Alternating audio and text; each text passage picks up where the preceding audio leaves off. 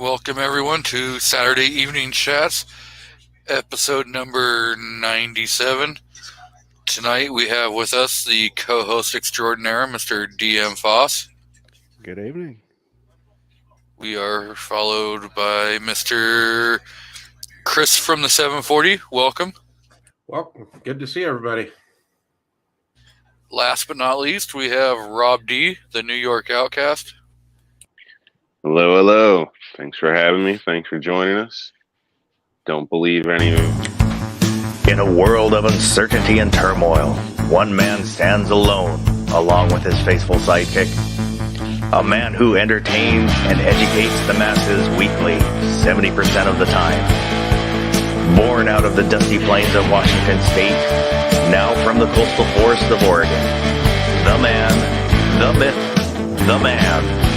G23.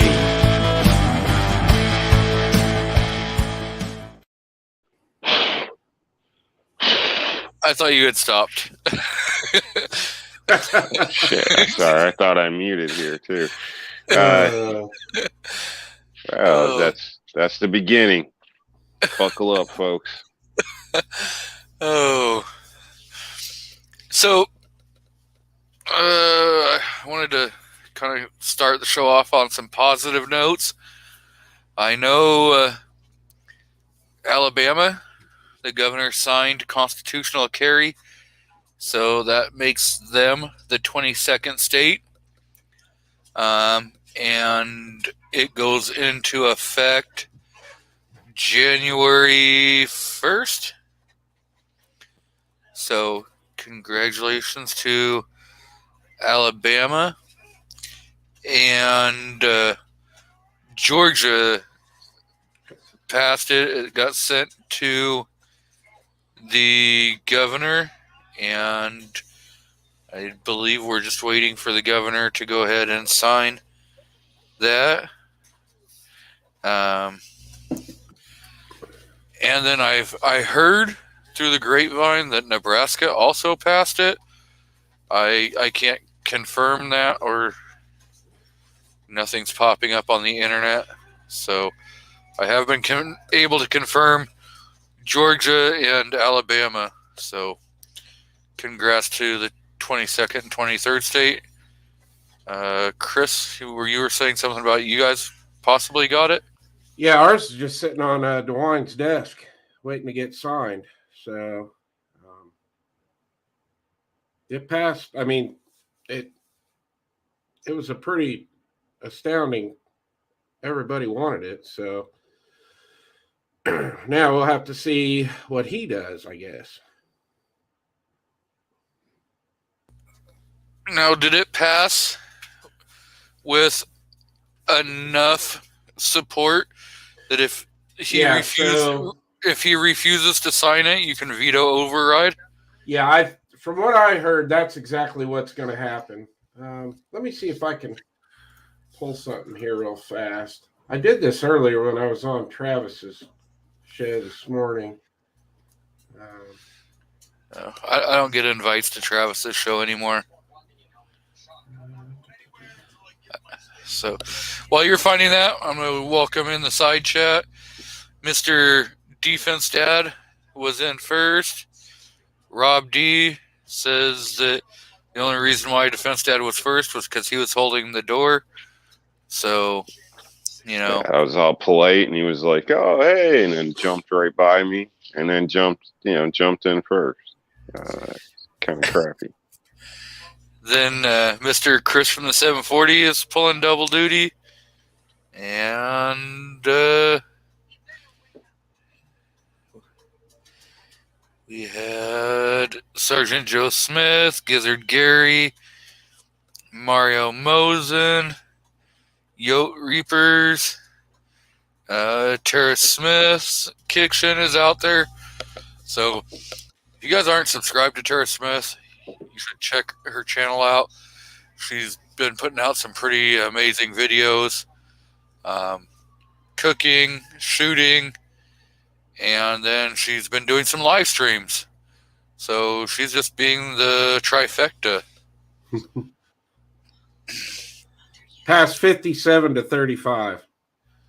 So, and I don't know what the makeup is of that. Like, if the governor vetoes it, do they have enough votes to veto override, or would that not be possible? Because I know, depending upon the state, it may require 60% to do a veto override. So hopefully you guys get it. Hopefully your governor just says, you know what, enough's enough, and he caves and signs it. If he's up for re-election, it's definitely something to let him know. Hey, either you go ahead and sign this, or you're just not going to get back in office. Yeah. Yeah, he's not well liked. That's for sure. Yeah, I mean, if he just fails to sign it and just lets it sit, most of the time it should go into effect. But if he vetoes it, then it all depends upon what's required for a veto override. Gets kind of complicated at that point. We have Michael Hurtneck, who's jumped in out in the crowd. What's up, Michael? So, I know we've brushed across the topic. I have a poll out in the crowd asking about carry insurance. If you have it, if you don't have it, if you're thinking about it, or if you just say, guess what, I don't need it. I'm never going to shoot somebody. I'm never going to be involved in an altercation. So I do know that there's quite a few different companies. You've got USCCA, you've got US Law Shield, you've got a new company that's there with Palmetto State Armory, Right to Bear. There's quite a few different insurances or prepay legal defenses. You guys have any kind of thoughts on there?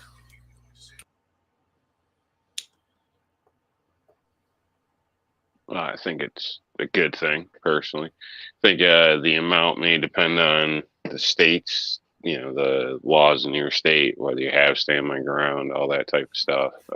I'd keep that in mind, your local area. But all in all, I think it's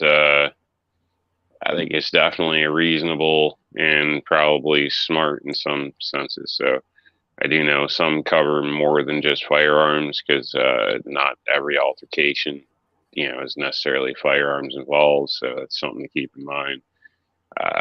And depending where you live, it may be really a good idea to have some type of insurance if the state still allows you to. So, but obviously, as a whole, I'm not a fan of insurance. So I would look into it, because as usual, most insurance companies' number one goal is to get out of paying. So I would look into everything really well.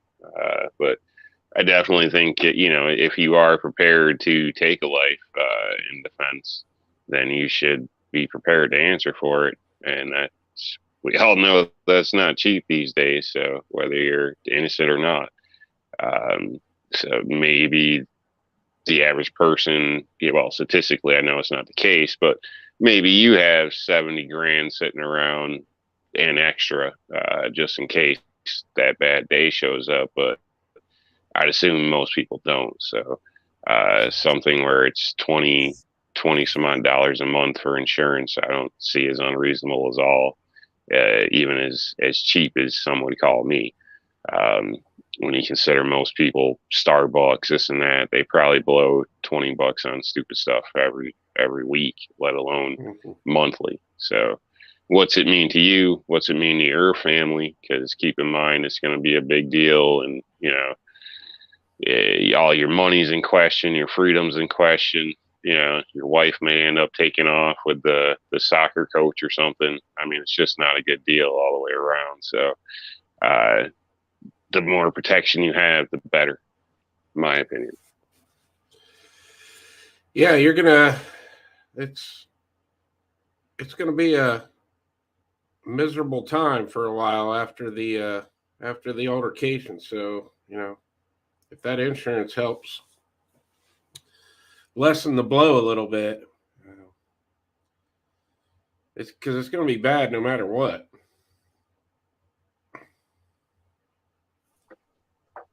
Definitely. So, and you're going to be a bad guy to somebody, no matter what, too. Oh yeah, So for sure. keep that in mind.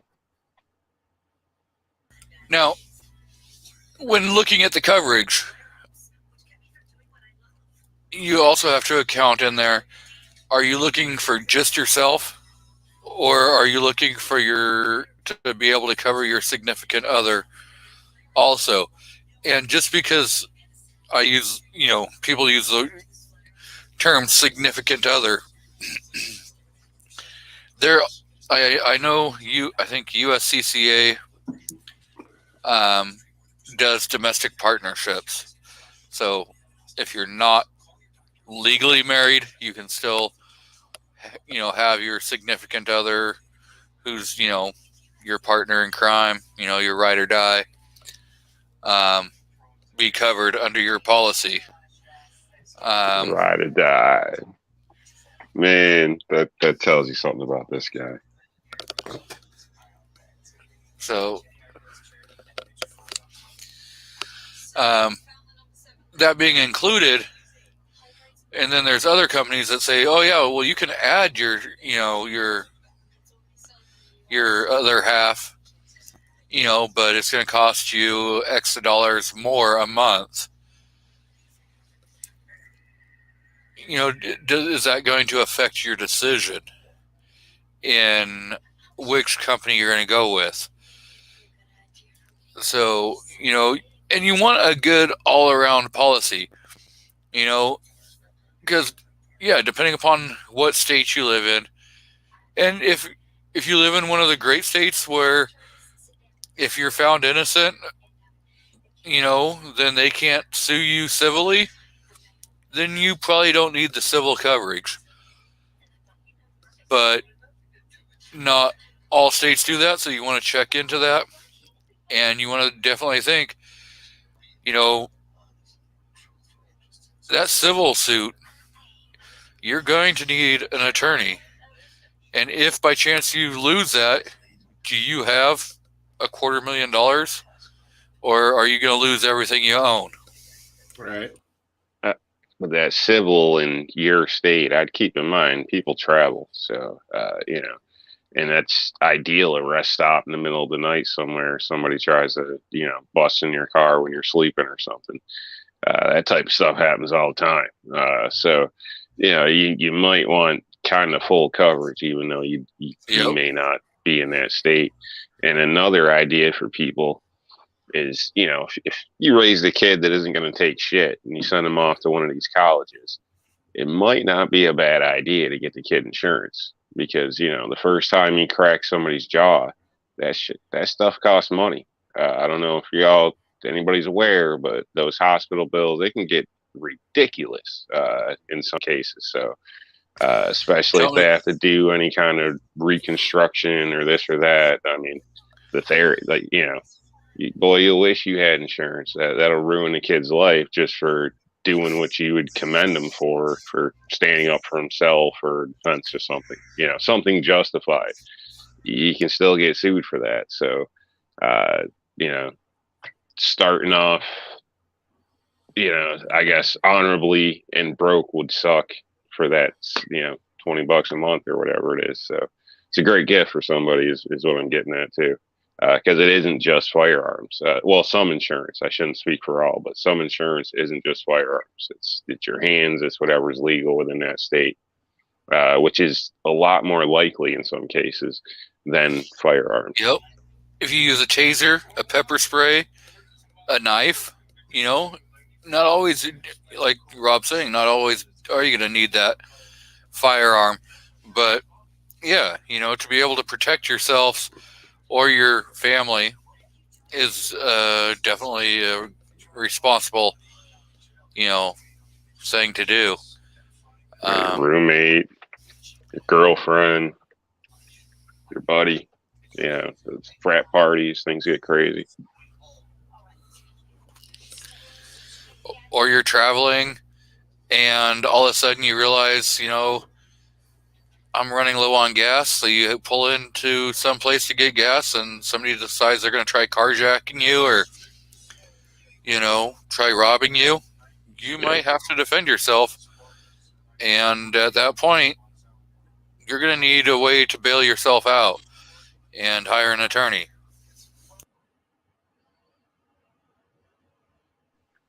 My oldest just drove down, or was driving somewhere yesterday and came across two people bleeding, stabbed up on the sidewalk. Nobody around and whatnot. So she called it in and whatnot. But it happens. Can I state what the scenario was? No idea. But things happen. So you never know. It's just like auto and shit. You don't plan for an accident. It just happens. If we could, we'd avoid all that stuff, right? Mm-hmm.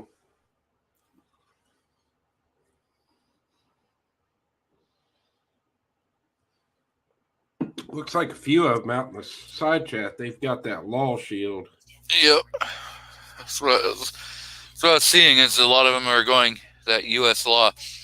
I've really been looking into that right to bear. I've got USCCA, but seems pricey compared to USCCA.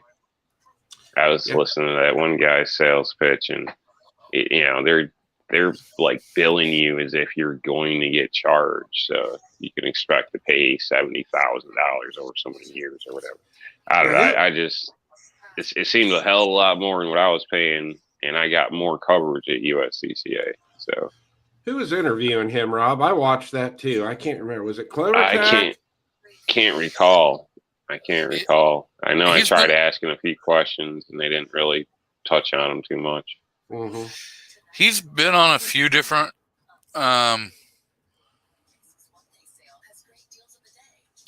somebody had him on like during the day, and I came home from work early. I was sitting in here doing some paperwork, kicked it on, and it might not have been CloverTac, but it could have been gun websites too. I don't know. Somebody was interviewing him.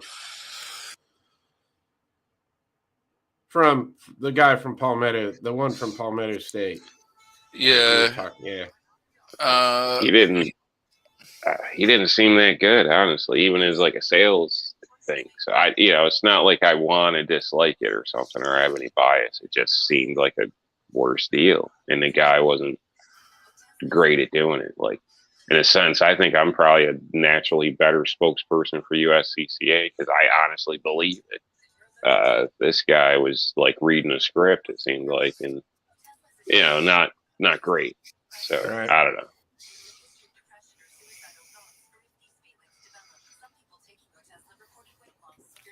Yeah, I know he's been on. I think CloverTac had him on. I think Ghost Tactical had him on, and I know Shooting Gallery New England has also had him on. Yeah, the one I watched would either been CloverTac or Ghost, because it had to be one of those two, because I'm subscribed to both of those channels. So,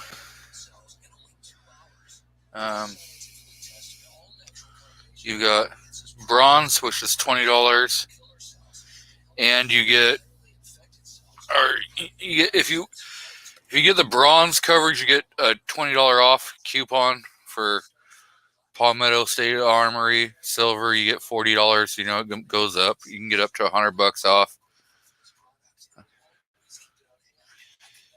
And I'm just looking. The bronze coverage is civil and criminal offense liability coverage up to $50,000, which isn't a whole lot. And you're talking it's $11 a month or $115 a year.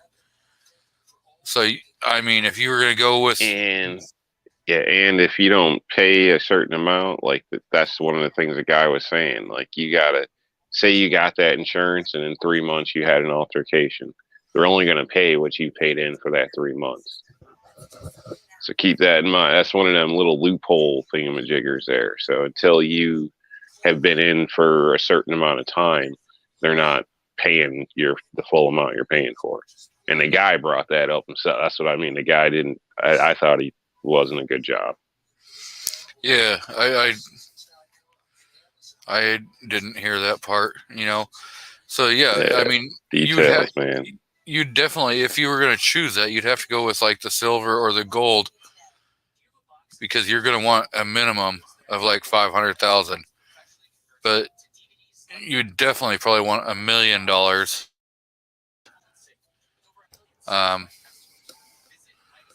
So yeah, you're talking $34 a month. That's pretty spendy. Considering if you go with USCCA, it's like $1.5 million or 20 or something, $20 range.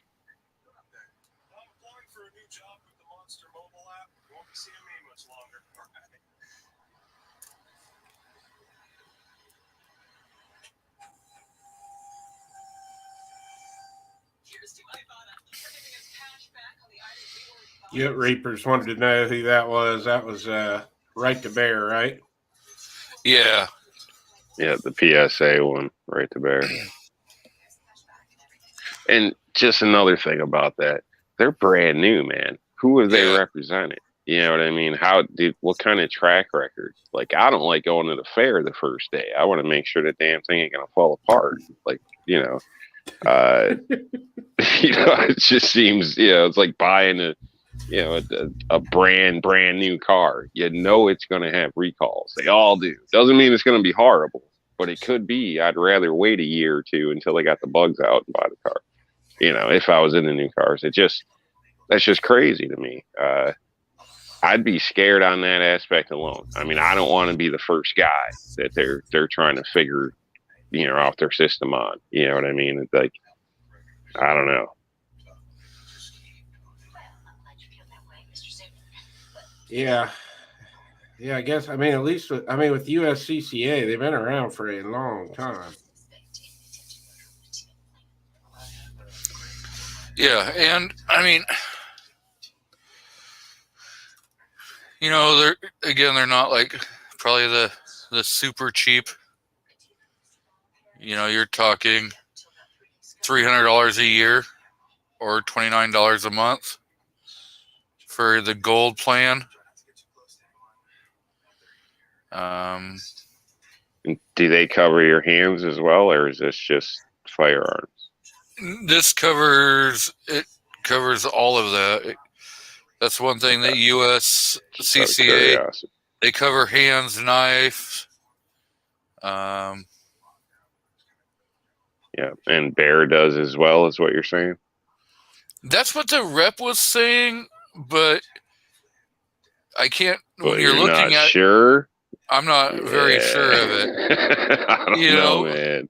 Seems like you're paying more, getting less, and you got new people. Like I don't know. I'm all for helping somebody out, but not with my freedom. Right. And another nice thing is if you try out USCCA and you don't like them, they refund your money.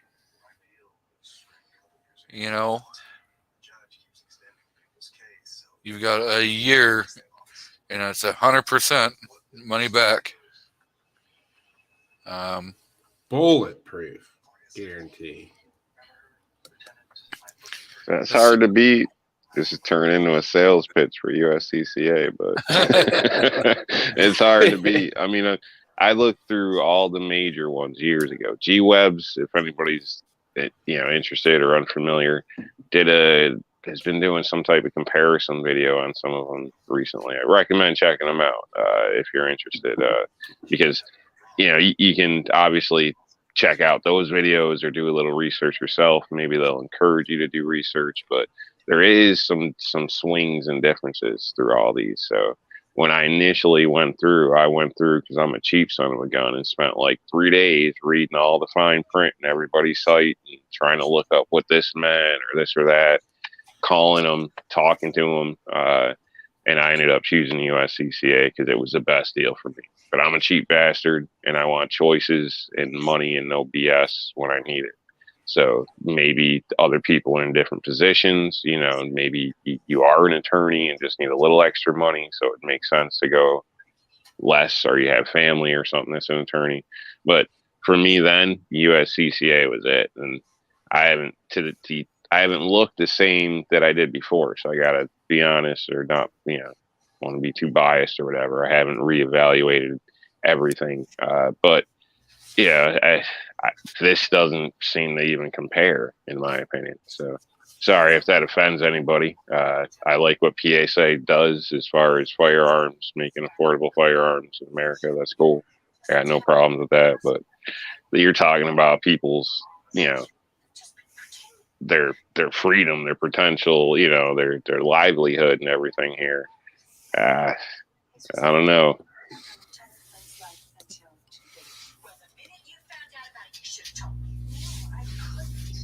Okay, here's how it works. Every time we get a defense request for it, pitches motion, we are required by law to look into the history of the accused officer's behavior without notifying him or his division.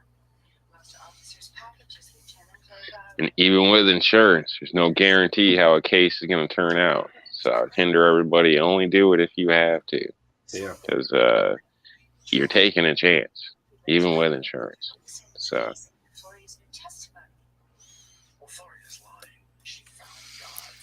Yep. They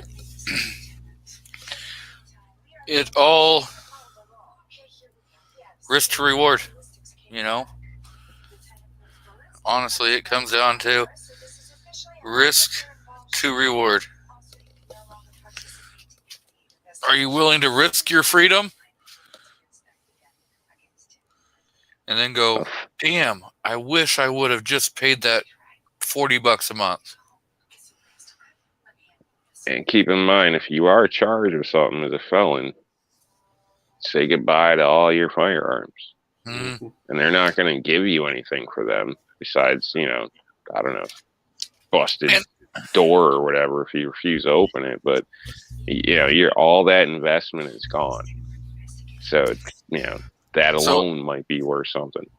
I do know, because I asked the guy from Right to Bear if they covered red flag laws. Say somebody red flagged you, do they cover that? And he's like, no. USCCA will cover that. So they'll hire an attorney and they'll help you get your property back and get your rights restored. Pissed off co-worker, ex, or mother-in-law is probably a hell of a lot more likely than a shooting incident. Just saying. So, Mr. Foss, you have any input on any of this? Sure. I have U.S. Law Shield because that's the only one we can have here in Washington. But I know people who don't, say that it's a waste of money and whatnot. But pretty much, I agree with what everybody's been saying. It's if something happens, then it all, without insurance, it all falls on you. And there's a possibility too where can't remember, I don't know, listening to other people's conversations on this, but the prosecuting attorneys will sometimes go after people, and having knowing, they'll go after people knowing that they don't have that good representation. So having that good representation can help to be a deterrent to being prosecuted unfairly. I can't say for 100% that that's true, but I wouldn't doubt it. So I think it's a good idea. Makes sense. If you can have it, it's a good idea to have it.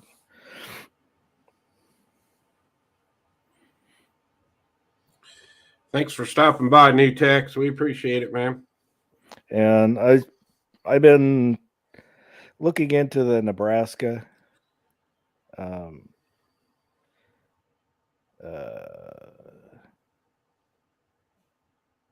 constitutional carry, and I think it's still being voted on. It's gone through most of the hurdles it needs to. Is most of the stories that I found from about a day ago say that it's still being voted on, but it sounds like it's really close to passing.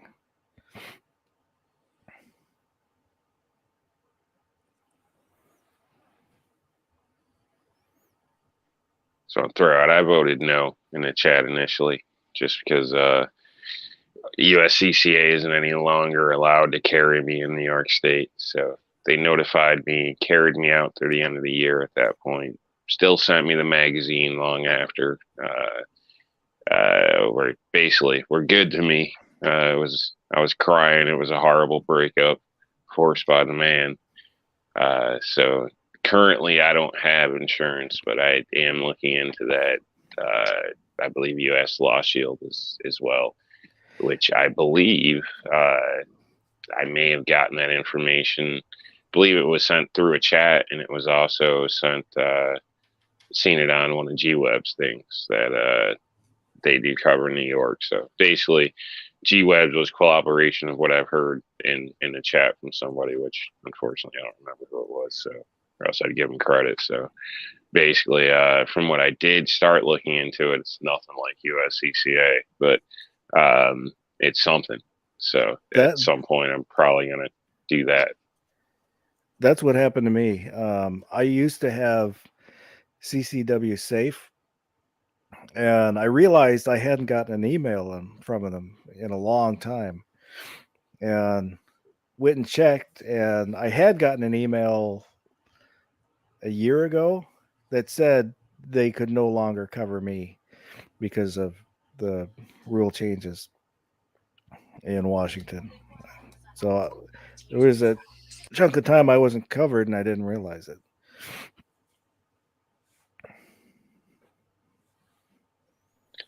That sucks. Count your blessings then, right? Yeah. So there's a lot of stuff to it. It's not insurance. There's a couple of them that are insurance, but it's personal legal protection, right? So some of it is like getting you a lawyer, and then some of it is paying bills. So getting you the lawyer is a big facet, right? Because getting you an accountant lawyer or a business lawyer is worthless, right? Getting you a lawyer who's like a trial lawyer who's fluent in it, has a reputation even, so that the prosecutors are like, oh, wait a minute, right? Like what you were kind of saying, Foss, like that aspect to it is one aspect. They don't all come with the same, resources there. And then there's paying for that lawyer. They pretty much all pay for the lawyer. So who the lawyer is, that's a big one. Paying for the lawyer, they all pay for the lawyer. It's just a matter of how much they say they're going to pay. But also if realistically, they all pay enough for the lawyer. Like some of them will pay for like 3 court cases in a year. Like that never happens though. So sorry, but some only pay a percentage and at reimbursed too. Yeah, that's what I was. No, that one's gone. There was only one that did that. That was NRA. That one's gone. So that was a factor. That's no longer a factor. They all pay up front now. Some of them pay a little bit, but they all get you started and they all pay. For Washington State, the insurance commissioner and the attorney general, the way they kicked all the, and I'm using insurance just as kind of a coverall term. The self-defense insurance by saying that you cannot insure yourself against a crime, something like that. Which that's not what any of these do, because I think pretty much all of them, if the shoot is bad, they don't pay. It's only if it's a legal Correct. self-defense situation. Depends on what you want to do. Correct. What do you want to call bad, quote unquote? Because if you say guilty, that's not true.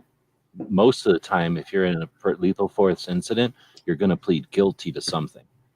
So if you're saying that they can't insure you if you're guilty, that's not correct, because most of them, all of them, except for one, will insure you even if you have to plead guilty because of the circumstances. Oh, okay. What you're talking about in Washington is correct. It's just that I'm not, when I'm saying, a general statement about it, Yeah. except for New York, New Jersey, Washington are the 3 states that have done things to suggest that it's somehow, it's sort of like stand your ground. Oh, you're saying it's okay to kill an Murder account. insurance. They're saying, yeah, exactly. They call it That's murder what they insurance. call it but in New somehow York. they're conflating it with like criminal activity, which is how they've maneuvered the thing out of there. But anyway, I was going to say that first off, it's not insurance. So everybody just calls it insurance. And then you look at it like if you're comparing health insurance. So it's not. They're not all covering the same thing. There's that whole aspect of lawyers, right? Who they bring to the table and if they're worthy or not. And bringing a worthy attorney to the table is a lot more than just like I say, that can stop a whole thing from in its tracks. If they bring the right attorney and the right expert witnesses and the prosecutors know that, never goes to court in the first place. So there's that aspect of it that shouldn't be overlooked. Then there's the insurance, and they all have a lot of stuff, but just like anything, if they say they're going to cover something for $2 million, in reality, it never is over 40,000, then that's just fluff. That's just a whole bunch of fake fluff on top. So when you listen to somebody like an attorney who's completely opposed to most all of these options, they'll give you the real deal. And then my final thing, because it's complicated, is that every one of them except for one gives you $10 to send you to them. And anybody who wants $10 is giving you a sales pitch. That's all I'm saying. So like, you're going to hear a lot of sales pitches, and there's going to be a lot of people that pick the good data. I made that giant chart, and it took me a while because there's a lot of aspects to it. And the people that are trying to just get you to buy it and get $10 don't want you to look at all the details and think about it. So that's all I'm saying. It's not cut and dry, and it's not. Here's the other thing I'm going to throw out there just as a final. How often do we hear about people getting sued for lethal force incidents? Like, it does happen. There's a couple of cases, but is this something that happens every day? Is it, you were saying, you want to have this to have an attorney, right? But you having a bunch of money, is that an incentive for someone to sue you? If they know you got insurance and they can pay off $2 million, are they gonna sue you? Or are they gonna leave you alone if they know that you're penniless? So I'm just gonna, there's a lot to this, and it's not as easy as just like, oh, no big deal, throw $30 at it. I think they all exist because they expect people to just go, oh yeah, insurance, I've had health insurance, I got car insurance, now I have carry insurance. But they're not all carry insurance. They're all doing different things, and that's one of the ways they keep it complicated. So unfortunately, people are sue happy. So I've seen lawsuits on every damn thing. In a lot of cases, the person or victims or whatever family, it never even came to their mind. It's somebody else put it in their mind. And there's always an attorney if there's looks like a case that's ready to take that up and push it and take the majority of the money and blah blah blah. So I would state, people do get sued. So I know a guy, it was a dog incident, got out of the yard, and nicest dog ever, in a house full of kids. There was a neighborhood kid, and it jumped up and went to lick her, scratched her face.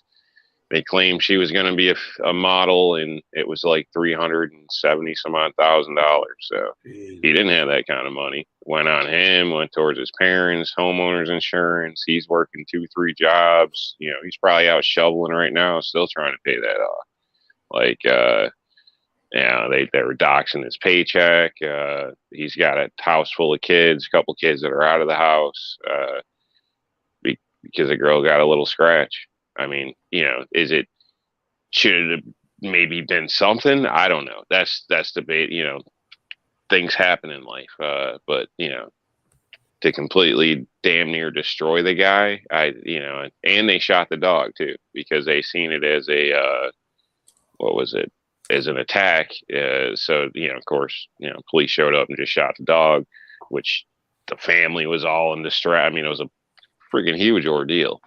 Yeah, things happen, man. Yeah, when you're not prepared, that's when it happens. As soon as you get insurance, you'll never have a problem.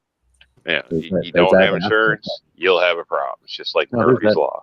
There's that aspect of it, and that's why I say, like, some of these that are $130 or whatever, it's hard to go, oh well, I'm going to save that $130. Like all we're saying, like, when you're sitting in jail going, oh man, I'm glad I got that $130, right? Yeah, where you're like, ain't gonna do much for you then. Like Gary was saying, if you don't know an attorney and you're looking through a phone book, like, boy, I'm glad I saved that $130, right? But at the other hand, if you got an attorney, like for whatever reason you got an attorney, then yeah, you don't need to pay for one that's going to force you to use an attorney. You want one that's going to pay your attorney.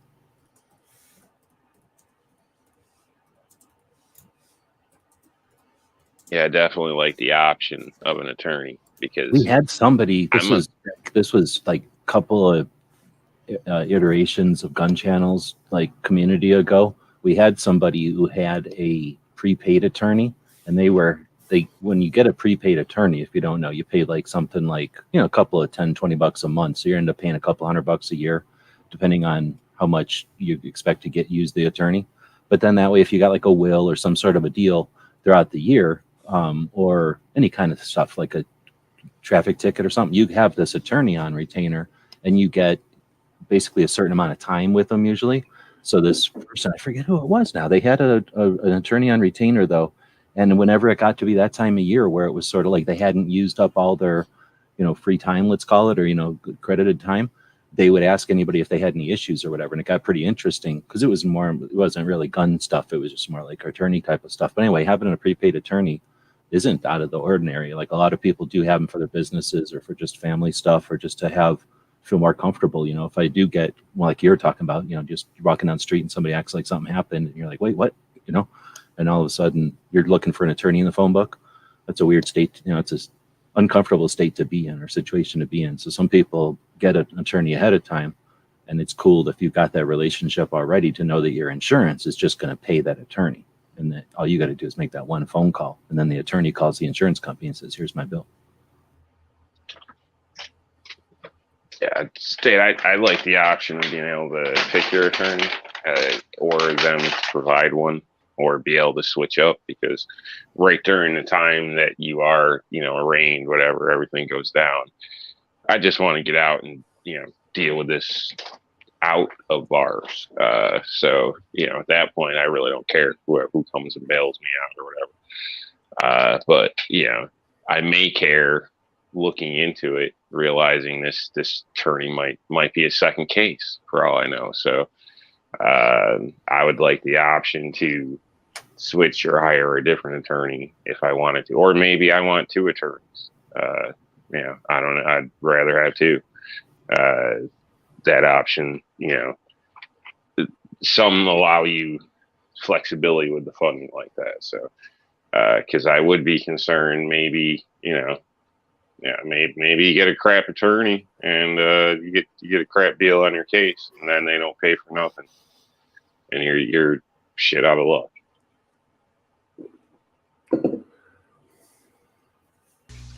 So, there's a high probability that depending on the state you're in, you could, even if you are found not guilty on a criminal situation, the family could turn around and sue you for wrongful death. And they may get something, they may not. But all they're going to do is keep spending your money for you. So having the civil protection can help help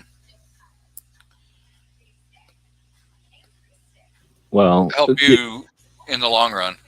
If you listen to the attorneys that are out there, because there are Like, think about the ones that came up during the one trial, but like there's a whole bunch of gun focused attorneys out there, and they're on YouTube because they figured out that that people will follow them on YouTube. And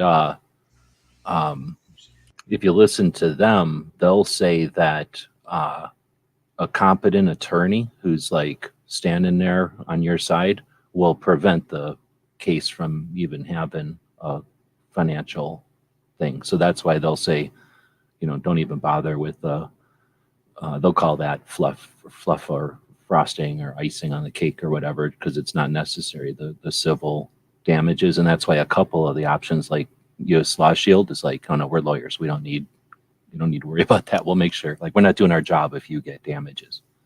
But they don't offer covered damages because I think Law Shield started as attorney, so it started as like prepaid legal, and then it turned into more of a, I don't know how prepaid legal works. I think you have to have an attorney's office in every state that you want to be covered in, but you can do something different with insurance. So I think they're like a hybrid on it, actually. But I see that you're asking them, is that live? You're asking the USCCA about red flag laws? What's happening there?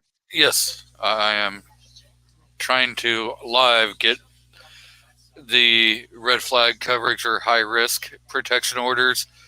Do they cover that? So I am in the middle of trying to get that answer to us live. So Baldwin Curious has an actual experience, or knows somebody that had actual experience. So we have Uplift Mofo Party Plan. G Webs has come in. Now he's on the panel. New Tex I Can. Balding Curious is out there. Mandatory Carry. Honcho Fett. So we got Thorzax out there. CNT Designs and Arms. So welcome, everyone. The point about civil burden of proof is lower, and you can win in criminal and lose in a civil. That's a good point too. That it's, what is it? It's beyond a reasonable doubt for criminal, and then it's jury or your peers. Like, what's reasonable amongst your peers for the civil, and that's where a competent or a what's the word? Like a prepared situation, like with some of the, well, definitely with Armed Citizens Legal Defense Network, because that's like their focus is to educate you ahead of time. So in that circumstance, I've described it before, you've watched a DVD and you've signed it and notarized it, done something so that they can create that or bring that as an evidence into court. And then they'll watch like an hour DVD describing the situation to the jury. So the jury is aware of your situation, and that, is more work than some will do in a civil side of it. But that's what the lawyers will say, is like a competent lawyer will get in there, a trial lawyer, not like a business lawyer or like a contract lawyer, but like a trial lawyer who goes in and does the work in a courtroom. They usually, if they've got any kind of record, they'll prevent you from even ever having to deal with that kind of stuff, because prosecutors are only medium, and if they deal with anybody that's dumber than them, they're going to take you to court. And if they deal with somebody who's better than them, they don't bother, right? I think that's how it works. At least that's how the lawyers will describe it. So USCCA responds, as responsibly armed Americans will always be under attack from the forces of evil who wish to take guns away from all law-abiding Americans. The USCCA does not support red flag laws and is working to understand how these fluid laws will affect our responsibly armed community. If someone were to find themselves in an unfounded red flag situation, the USCCA Legal Defense Fund, which has existed since 2011, can assist. After application and approval from the foundation, they would receive financial assistance to help find a resolution.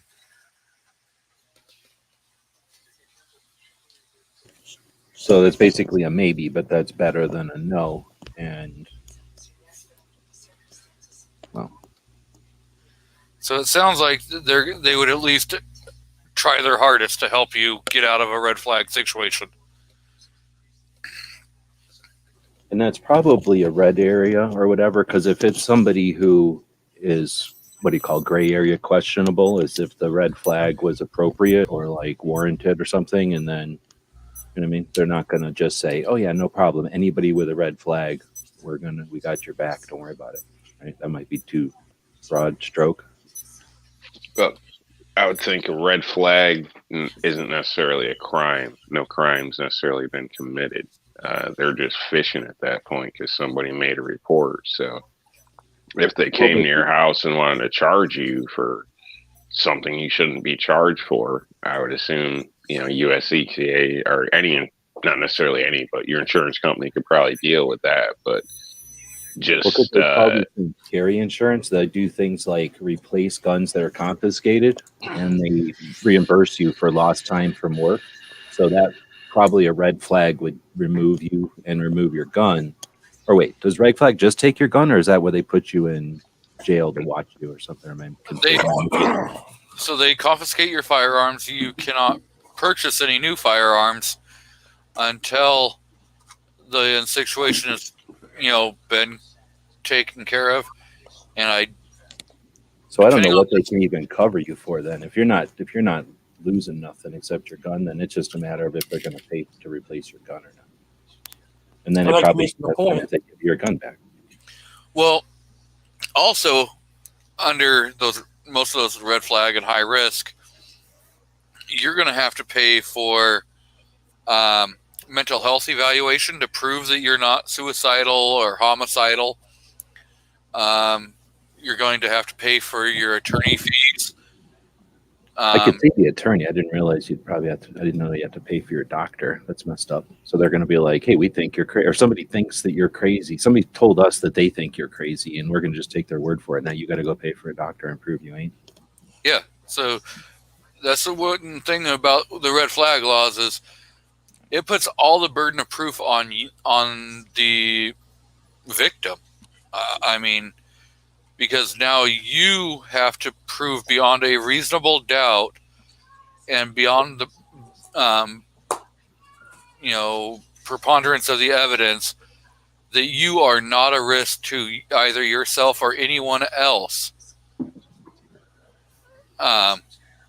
before you can get your firearms back or even be able to have your rights back. Is that why people carry 9mm? So I don't have to worry about it. You can just be like, look, I'm carrying 9mm. Not a risk of anything. No, that's ridiculous.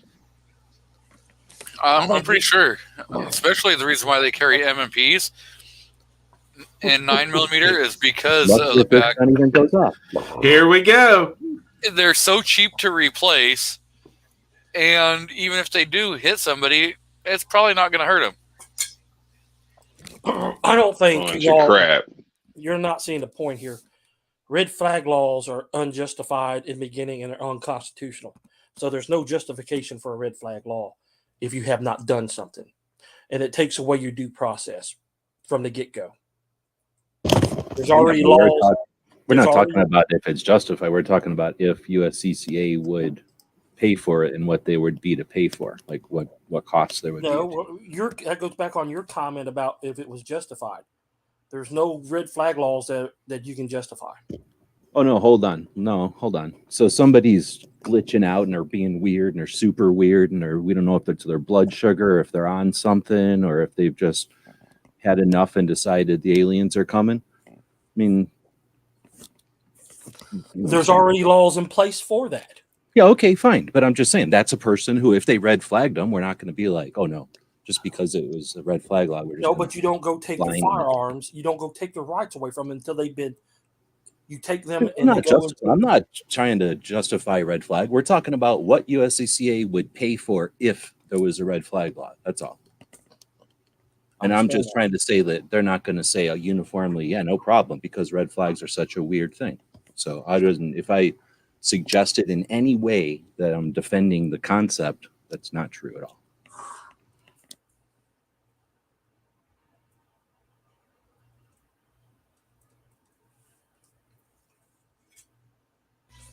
Yeah, in every state that has red flag or high risk protection orders has worded theirs differently and what you have to do is all different based upon, there is no, standard. And so I can understand why USCCA is saying we got to take it on a case by case. And none of us agree with red flag laws because they violate so many of your constitutional rights. It's not even funny. How could it ever stand up, and why it hasn't been thrown out by the Supreme Court saying, whoa, this is so unconstitutional. It's not even funny. Well, in addition to that, they're not effective. They're going to take away one dangerous item away from someone who's having, in somebody's opinion, a stressful situation or needs assistance. And it takes just one item away from them in a way that's going to make an even more stressful situation. So it's completely ineffective. And they're only designed to suggest that guns are somehow the root of all evil, and that by removing guns, you've somehow cured something. So the only reason they exist is because legislators are willing to accept that paradigm, that perspective on it. And that's why we should do all we can to, And, remove those that exist. exactly like you're saying, they don't remove knives, they don't remove vehicles, they don't remove medication, Cleaning products, chemicals, Exactly. tools, heights. You can go on and on and on. It's not going to stop somebody from jumping off a bridge if that's what they decide to do, or off the Empire State Building. If so, yeah. I mean, there's multiple ways that it can still be done, even if they take the tool. And none of us agree that taking a firearm is a justified excuse for anything. I think every one of us on the panel agree that red flag laws are horrible and should never have been put into effect.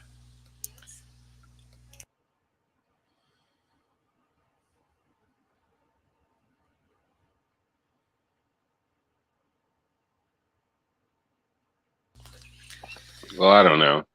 When first-time gun owners go to the store and they're looking at a Glock, I think like a red flag should pop up and it should say, "Whoa, whoa, whoa, whoa."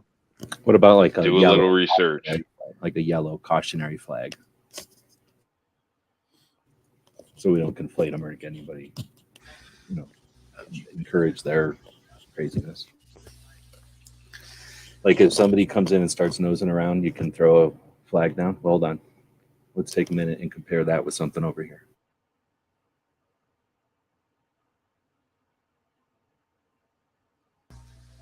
So Michael Dunn's out there, and we all know that, none of us are going to stand downrange of any projectile. I'm not going to stand downrange of a 22, needless to say, a 9mm, 40, 50. I don't care what it is. I'm not going to stand downrange. But yeah, we definitely like to harass the 9mm people. What's with you Glock guys? Why do you all get the extendo magazines and the short guns? I mean, you don't like a grip? I mean, you're going to use the big magazine anyway. Is it just to put the pretty colors on? I mean, are you all matching your nails?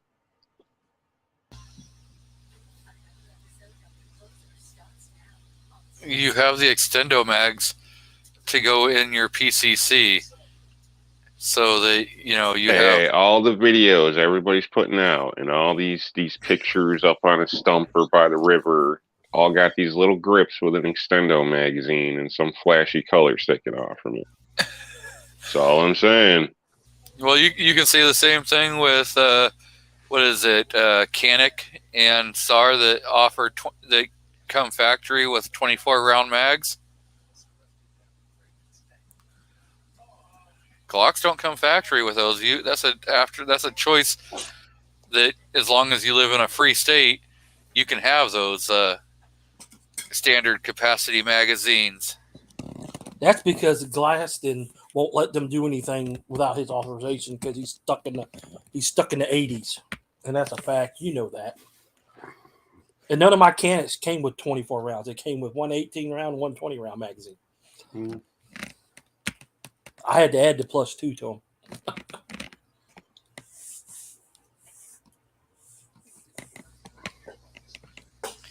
So we have been joined by Guns and Barbecue out in the crowd, the Misfits Darlings out there. So welcome everyone. And our attack on the panel, our attack and badass daughters. Thanks, Rob, for recognizing me. Yeah, no problem, man. Us rude New Yorkers, we try to look out, but it's damn Glock guys. What can you say? I tried to talk to you in the side chat, Artak. I wanted you to know I wasn't ignoring you. Oh, I didn't see you. There you go. So he's ignoring you. Yep, there we go. He came on, and I'm like, man, nobody's talked to him for like a half hour. If he had a comment, he would pipe up. I tried. Y'all wouldn't shut up long enough for me to say anything.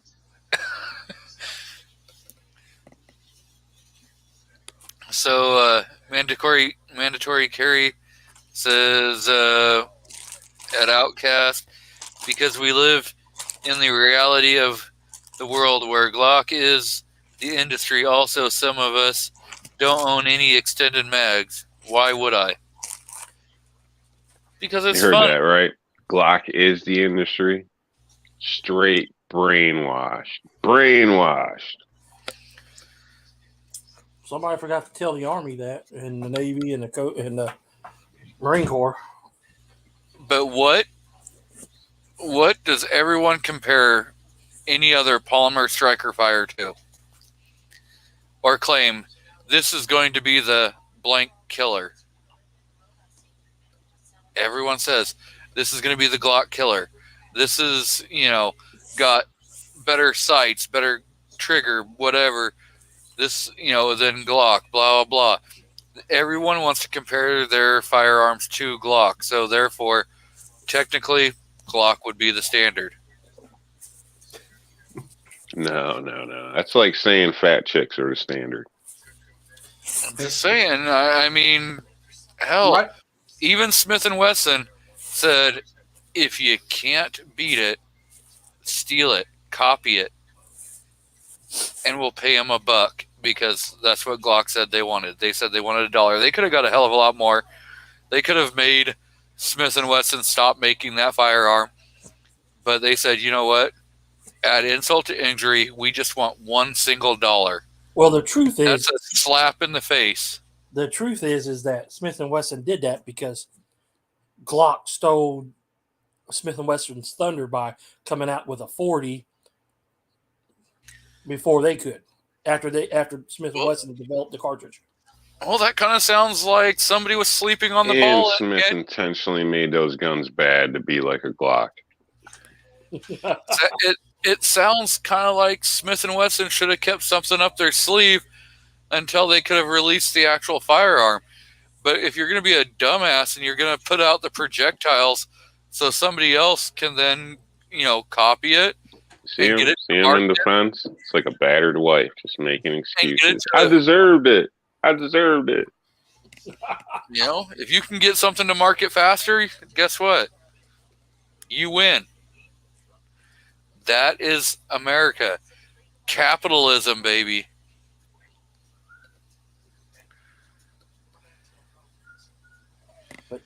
Look at all the Gosh. pistols they had to fix because they kept putting 40 in a weak 9mm frame. Hey, you might want to answer. We forgot to give the men a Tupperware shout out. He's out there. Crap. Yep. And so is Tactical Fed. And Mr. F&H wants to know what happened to his wrench. Left it in the grass. Leave it laying around. You don't get to keep it. You could What's tell the- because it's some milk. It's- Was it a 10mm? Guns and Barbecue is out there, and Mr. L.W. Rhodes has jumped in for a little bit. So back in the day when that happened in 90 or something, when the 40 came out, that was when the Glock had hit the scene. They were a plastic gun, but they weren't like other guns just because of the material. It's because Glock wasn't a gun guy. He was just a factory guy. And when he got that contract, it was a large enough contract that he's like, instead of retrofitting my factory, I'm going to just make a whole brand new factory. So he makes a brand new factory to make a plastic gun with metal inserts and all that. And then enough metal that he can, make the slide in different calibers or different configurations, but that plastic part is good to go. And when he sees 40 sitting there being basically the same dimensions, right, he just takes it to his engineer people and goes, hey, can we put this in our gun? And they're like, yeah, let's do it. So that was a disruption. The fact that Smith & Wesson who was that, Federal or no? Remington, whoever left the bullet sitting there, had the industry was slower back then. So the metal gun companies, Colt and Smith & Wesson and everybody, really Ruger, nobody was making polymer guns. There was some small companies experimenting with polymer guns, but since no one had come up with the right mix of material yet, think of like a Glock. It's a very pliable, but it's not brittle like our 1990s plastics were. Most of our 1990s plastics were think of like a Tech 9, a much more brittle, strong, non forgiving plastic. So all that recoil abuse was wailing on pistols, anything bigger than 9mm. So the metal companies, Smith & Wesson and SIG and H&K and all of them were making the decision to go to aluminum guns, because that was the previous incarnation, was to go from steel 1911s and whatever high powers down to aluminum versions of guns to make them lighter, or to maybe hollow out a mag well to make it double stack. So those factories were making metal. Yeah, they're working with metal and chisels and mills and stuff. So when Glock comes along with this plastic gun, they're like, well, plastic's okay and everything, but we make metal guns. We can't just flip over to plastic guns. So when Glock did that little thing with the 40, Smith & Wesson was ultra pissed, not just because that happened, but because that's always been a big company, and they were just unhappy that they couldn't keep up. And this is all from reading that book. It's not like I have super insight or nothing. I just read a book about all this, and it's a super neat thing. So that's when, like you just said, I mean, literally that's a quote. The guy at Smith & Wesson was like, look, if you can't get this gun, if you can't make a better one quicker, then just copy their gun and we'll just deal with it. But we need a gun out there that's plastic already and make it. So it wasn't really a reaction to the 40 as much as a reaction to the Glock. But I think the 40 was the whole making the Glock in 40 before anybody else could, was like the kick in the butt to make them go, whatever, let's just make this happen. Because they had to, I can't even imagine, they had to bring new people in, they had to create new factories, they had to get new machines. It's a whole different type of engineer, everything from the design up is different when it's a plastic gun. But Glock's basically forced them all to do it. The rest is history. So I'm going to welcome Miss Vanessa Kitty, Thoughts of an Old Soldier, who's out there. And L.W. Rhodes is asking what book it is. And that is, what is it? Glock, The Rise of the American Gun by Paul M. Barrett. Yeah. So no relation to the real Barrett, just some other guy happens to be named Barrett. If G-Webs could possibly grab a link to Amazon for that book, because G-Webs has that stuff through there, that would be amazing. Yeah, I'll get it. It's definitely an interesting read. It's about Glock, but it's really about the gun industry, because Glock just was standing there at the right time and in the right place to be like, it was kind of like Forrest Gump. Glock is just like, oh, I did that. What happened? They're just kind of standing there, and Hollywood happens, and the California gun trying to sue gun manufacturers, that happens. Just all kinds of stuff happens, and Glock is just right in the middle of it. So this guy writes a book that explains like a good chunk of the gun industry just from the perspective of Glock, standing in the middle of it all. And if it wasn't, that's low, man. Call If it it wa- Young Forest ugly. That's low. No If it- comparison to a Glock. If it wasn't for G-Webs, I would not have known about the book, and I would not have ordered the book. So, thank you again. I used a link that you had put out in one of your chat, and I ordered that book. So, Hey, I wanted to go back on that constitutional carry thing in Ohio. Tupperware just posted that. Yeah, they can override it. He said in 3 days it goes into effect without a signature. So I want to say hello to Keith Gregory, and thank you for throwing that information out there, the Tupperware. So, yeah, we were talking about the gun bill in Ohio. So, yeah, that's definitely some great information. If you guys haven't talked about it yet, the bill was passed the other day. Had a bunch of gun control sneak into it. Also, 3 days until Ohio constitutional carry without signature. So, And the governor in Alabama signed their constitutional carry. It goes into effect next, January 1st. January 1st. Oh, dang. Really? It's not like Yeah. immediate or July or something. No, it goes into effect January 1st of 23. That's And interesting. So if somebody else gets it, like if Ohio gets it and goes into enact it first, does that mean that Ohio is the 22nd state and Louisiana has to wait? Or do they still? oh yeah, I would think so. I would say the 22nd state's going to be whoever makes it go into effect first. You know, Like not just who talks about it and says it's getting ready for it and they're gonna, but like who can actually constitutional carry first. yeah, you know.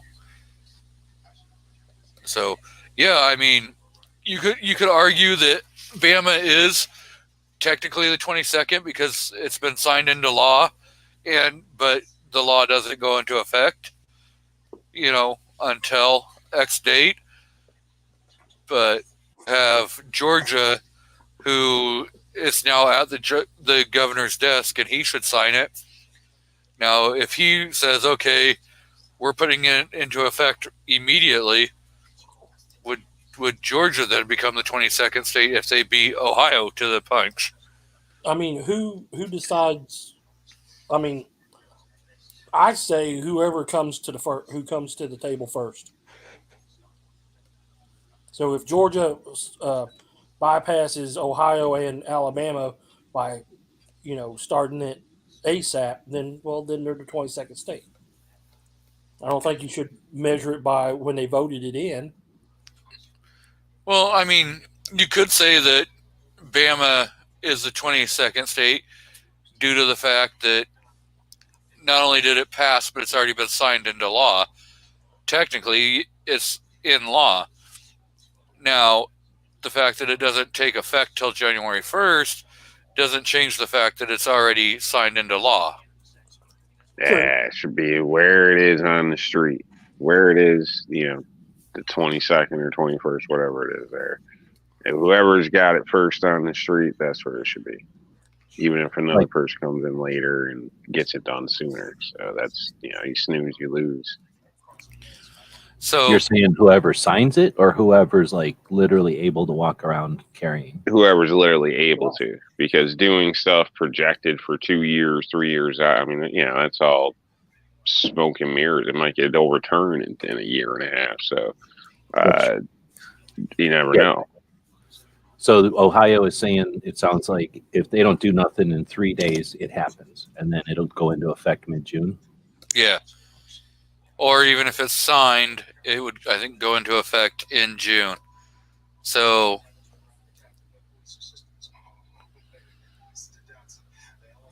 either their governor can go, oh, well, I didn't sign it, but it happened accidentally. I wasn't looking, and now gun owners have this, but I didn't mean to do it. So he can look good to the both sides, and then for gun owners, they'll be like, of course I was going to do it. I just didn't get around to it. But yeah, I'm all for it because I let it happen.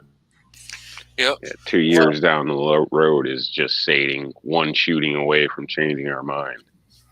So we've been joined by Range Bros TV, DJ Play Nice, and Miss Ting Ting is out in the crowd. So Welcome, everyone.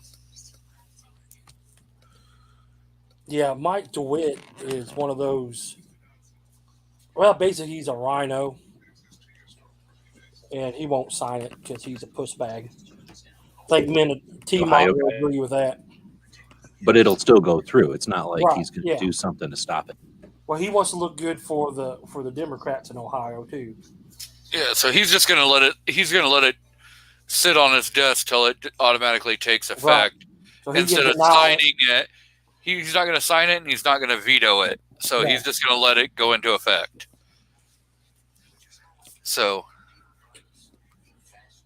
Now, they had a problem last time, right? Last year. So was this a strategy this time to set it up in a way that the guy could do nothing and let it pass instead of requiring him to do something?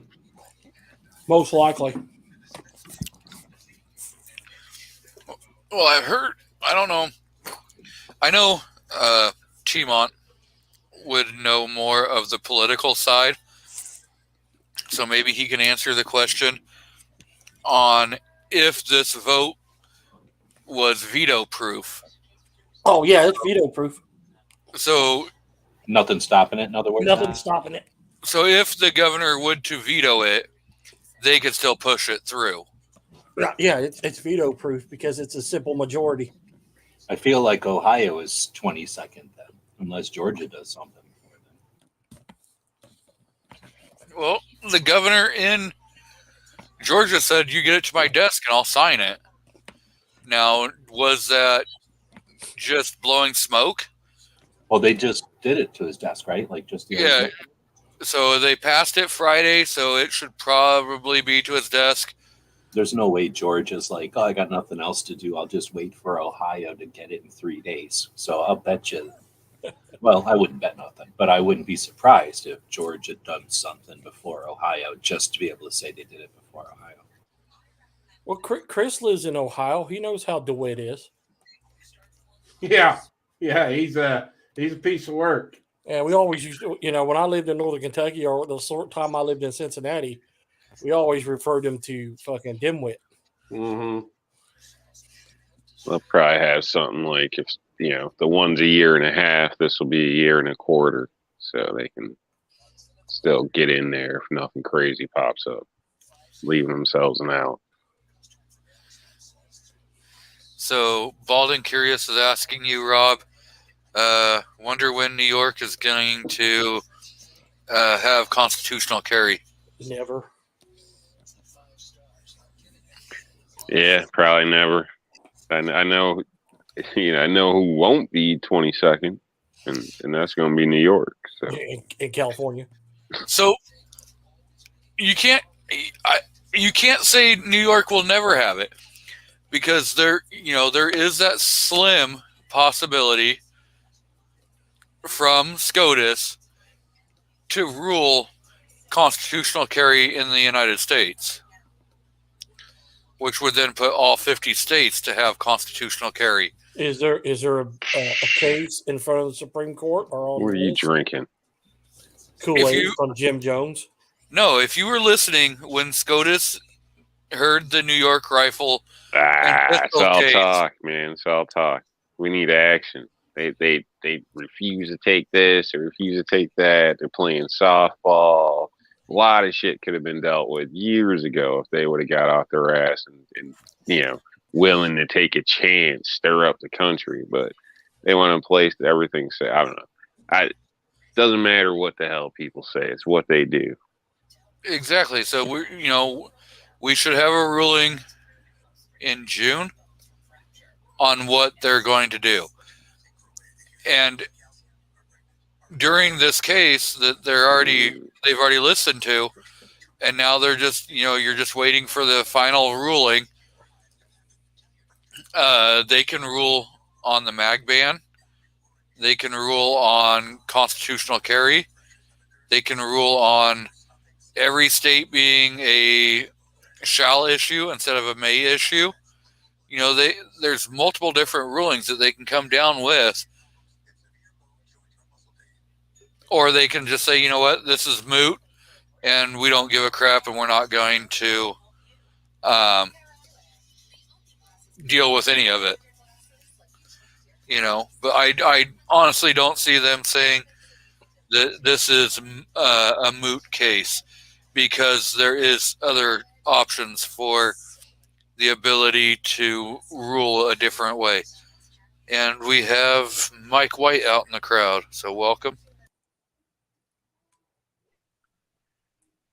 I don't know. I mean, hopefully something good comes, but yeah, these people in some cases have already proven they're scared of the public opinion and this and that. It's, and if that's the case, you shouldn't even be in that position. So I just don't have a lot of faith. We'll see. So I wanted to jump on. What's the odds? Oh, sorry. What's the odds of chopping New York, the city, off, making the rest of the state a state, and then what would the odds be? Of New York changing, I think it would be a lot better. But you still have Rochester, Buffalo, which are similar to New York City. So the numbers would change significantly, and I think we'd have a lot better chance if we drop New York City. But I don't believe anybody in the state will ever want to do that, because most of the funding involving the state, ties into New York City in one form or another. So I think that would be a cash cow people would be scared to divide or, break apart. So, depending how funding works, ideally you would think it would be better for the rest of the state. But at the same point, the way things usually end up going in practice, the regular people would get screwed, and the cities got all the attractions, the museums, the, world landmark, all this stuff would get all the attention. Pretty much how it is right now. So, so I don't know. It might end up, could help. I think we'd have a much better chance, definitely change, like a lot with this state, because anywhere out of the cities seems to be the opposite of the cities. But overall, the cities, I guess maybe it's closer, it's easier, there's more encouragement to vote, things like this. So it's hard to say. Yeah, and that's if we're not using Dominion machines. So who knows?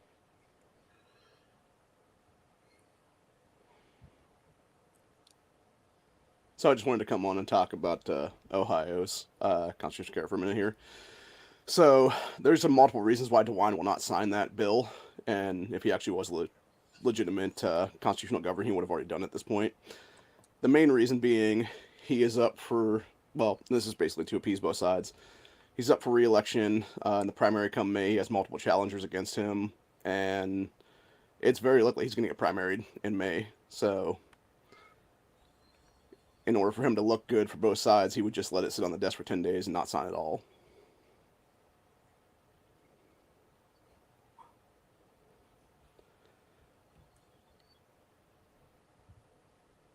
That also being said, for those who don't know who Joe Blystone is, he's one of the guys that's actually running against DeWine for governor. He's probably going to be indicted here in the next month or two, just based on a bunch of other criminal money laundering stuff he did, both previous to running for elected office and now in his own campaign. I didn't even know that. Yeah. Oh, I've looked into it hard. The Ohio Star's done a bunch of different articles about it in the last month or two, about how since last July, half of his campaign staff has basically bled off and just left his campaign because he's an asshole behind closed doors and stuff like that. His signs are all over around here.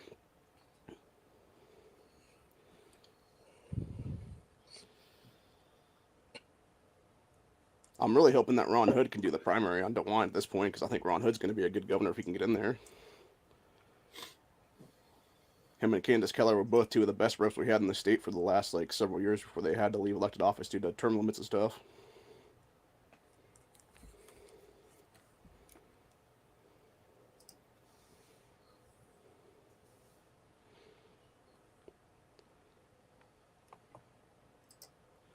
But yeah, Ohio is one of those states that people don't realize is just how truly corrupt we are in both parties, where you don't even have to really deep dive. You can just stick your foot in a kiddie pool and you can find the corruption right there.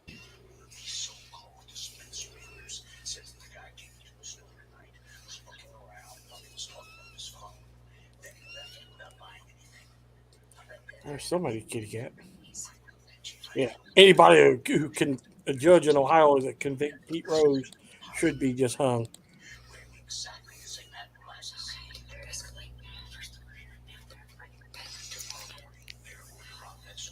Well, actually, here's a fun fact: people that don't know about it. That bribery scandal that took down Larry Householder, ex-speaker, for the $60 million he had apparently took and stuff like that. DeWine, Husted, LaRose, and a couple other high-ranking Republicans in the state should have all gone down with him in that, because DeWine Husted, specifically when they were running for 2018 election cycle, took money from the people that were behind the HB6 thing.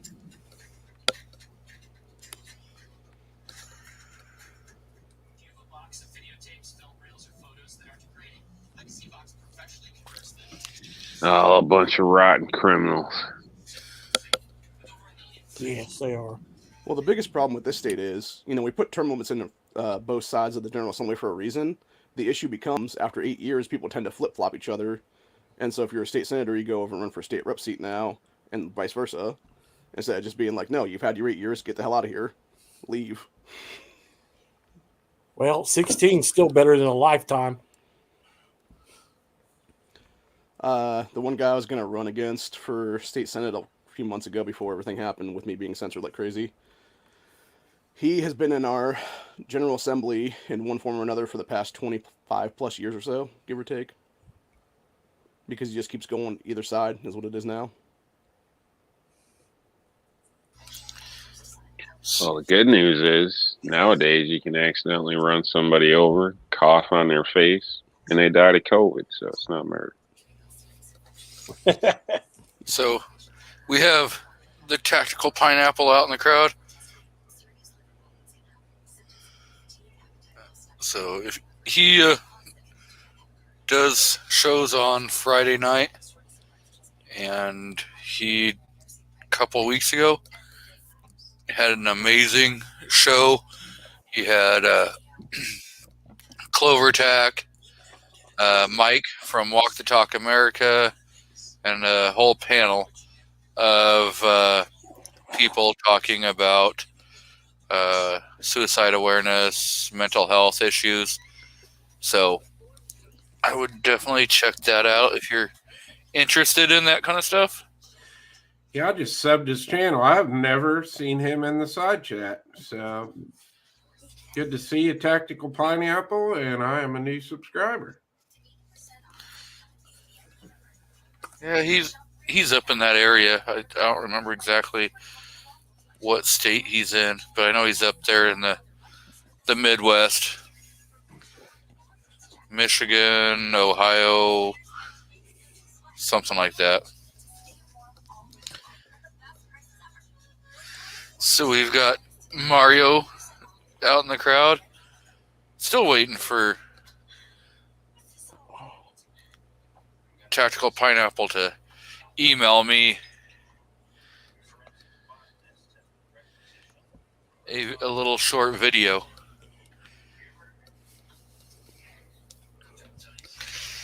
And we have Mr. Senior Master Sergeant Bulldog out in the crowd. So, welcome.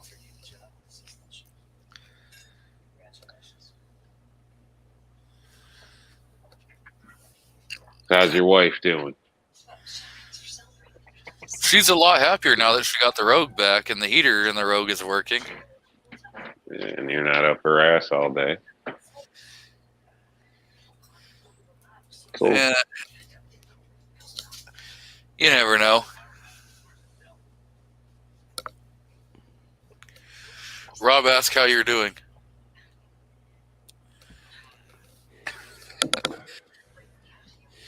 So we've got Robert Ribbit Harrison out in the crowd. Welcome. There's Andy Z29, Andy 79Z28. If I can friggin' say the channel number right. What's going on, Andy? Good to see you. So, in your video that you put out yesterday? My video? Yes. Yeah. I know. I really liked your idea. We've been on so much been going on and on about the insurance and all that. I didn't have a chance to. I really, really like that idea you had about the 357 SIG. Because everybody kept saying, "Oh, I'll buy a revolver," and I'm like, "Yeah, this guy here ain't buying a revolver." So I mean, yeah, you could easily take a 40 Smith & Wesson and neck it down to 357. Yeah, I got about 1,000 And- pieces of 40 brass down there too, so that's a great idea. and turn it into a 357 SIG. And I got a barrel that'll go right. I got a gun that barrel will go right into. Yep. So Rob's favorite gun. I'd explode that M&P also. I was gonna say, to the Glock. Yeah. Yeah, it's going in the Glock. I don't care if I blow the Glock up.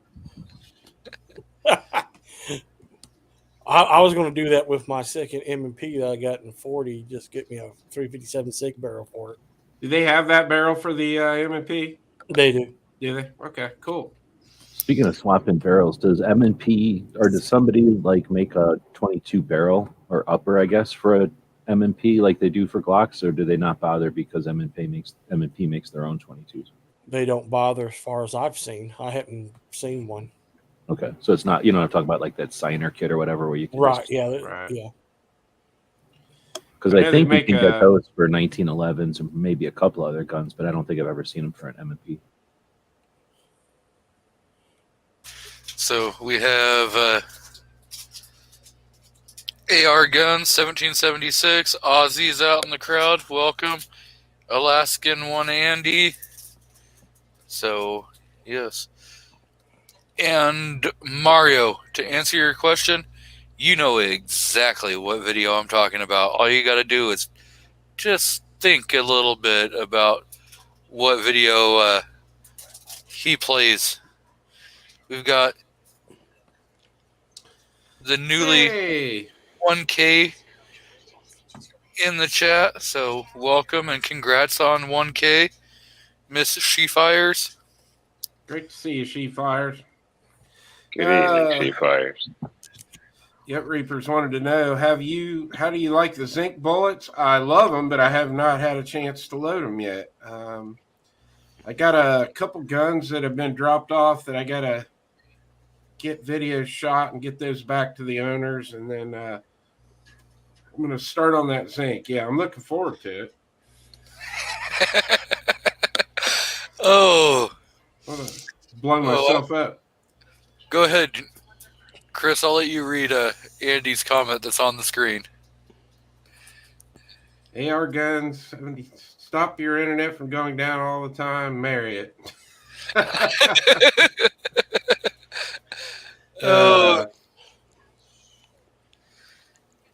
But another one of the comments that I had on that video was to email her. I don't know if you have Andy's cell phone number. Oh, but, yeah. Well, Andy, yeah. He'll probably help you with some load data. So you're Yeah, he already has. So you're not trying to guess at it, Yeah. But I'm half crazy, so I'm going to try to do something on my own. Chris, I had a question for you. Yeah. I know you changed out your trigger on your TX22. How much better is that new one compared to the factory trigger? Quite a bit. I mean, because you can take you can adjust your pre-travel and your reset on it. Okay. But don't get me wrong, that TX, I'm a trigger snob. Everybody knows that. But that trigger on that TX22 is not a bad trigger. The factory one, it's pretty good. Yeah, I know. I've had one for a couple years now, and I've been able to mag dump like crazy with that thing all the time. Oh yeah, it's a great. I mean, it's a really nice factory trigger. I'll give them. They did a nice job on it. But yeah, I have that Victory trigger in one of my Ruger carbines, and that same trigger, and it's nice. The adjustments on it you can really fine tune that tandem cross trigger, so I like it.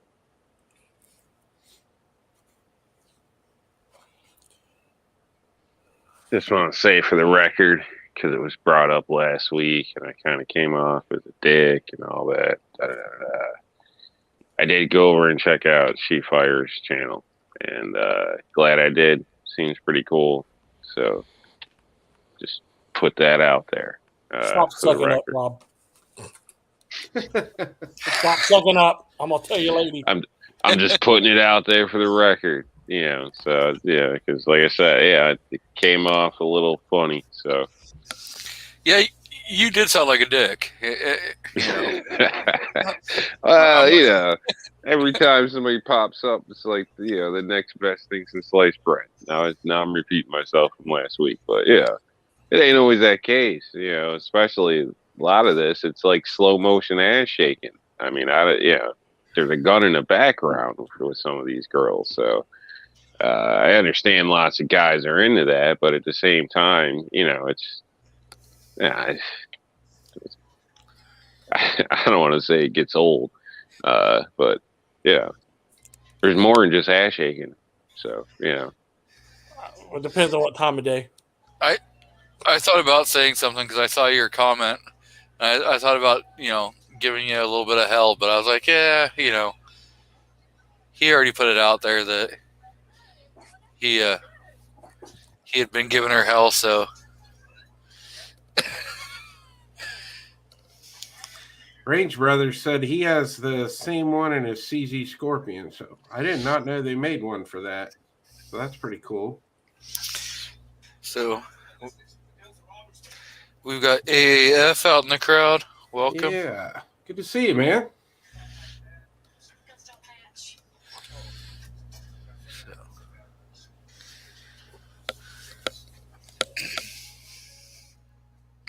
One of these days, we've got to get the Tactical Pineapple over here on the panel when he's got some time. He'd be fun. Oh, Yeah, wait a that'd be minute. cool. You can get the tactical pickle and the tactical pineapple all at the same time. Yeah. Or you have fruit salad. Maybe next week we'll ban somebody again from the chat and we'll replace him. Well, I'm not going to be volunteering for that. Oh, Just saying.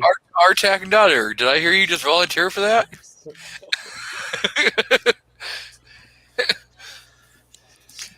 Seafires put up a new picture on Instagram earlier, so I think she's going to have some good videos coming our way here. All y'all talk about this Instagram crap. Oh, yeah, you got to be on Instagram. Some people have been banned for life. How do you get banned for life from Instagram? Dude, I got banned from life from Facebook and all of their platforms. Instagram, when you don't keep pants on, it turns out to be a problem. No, it's because I put I ask a question. How can you test negative 3 times and still get a presumptive positive?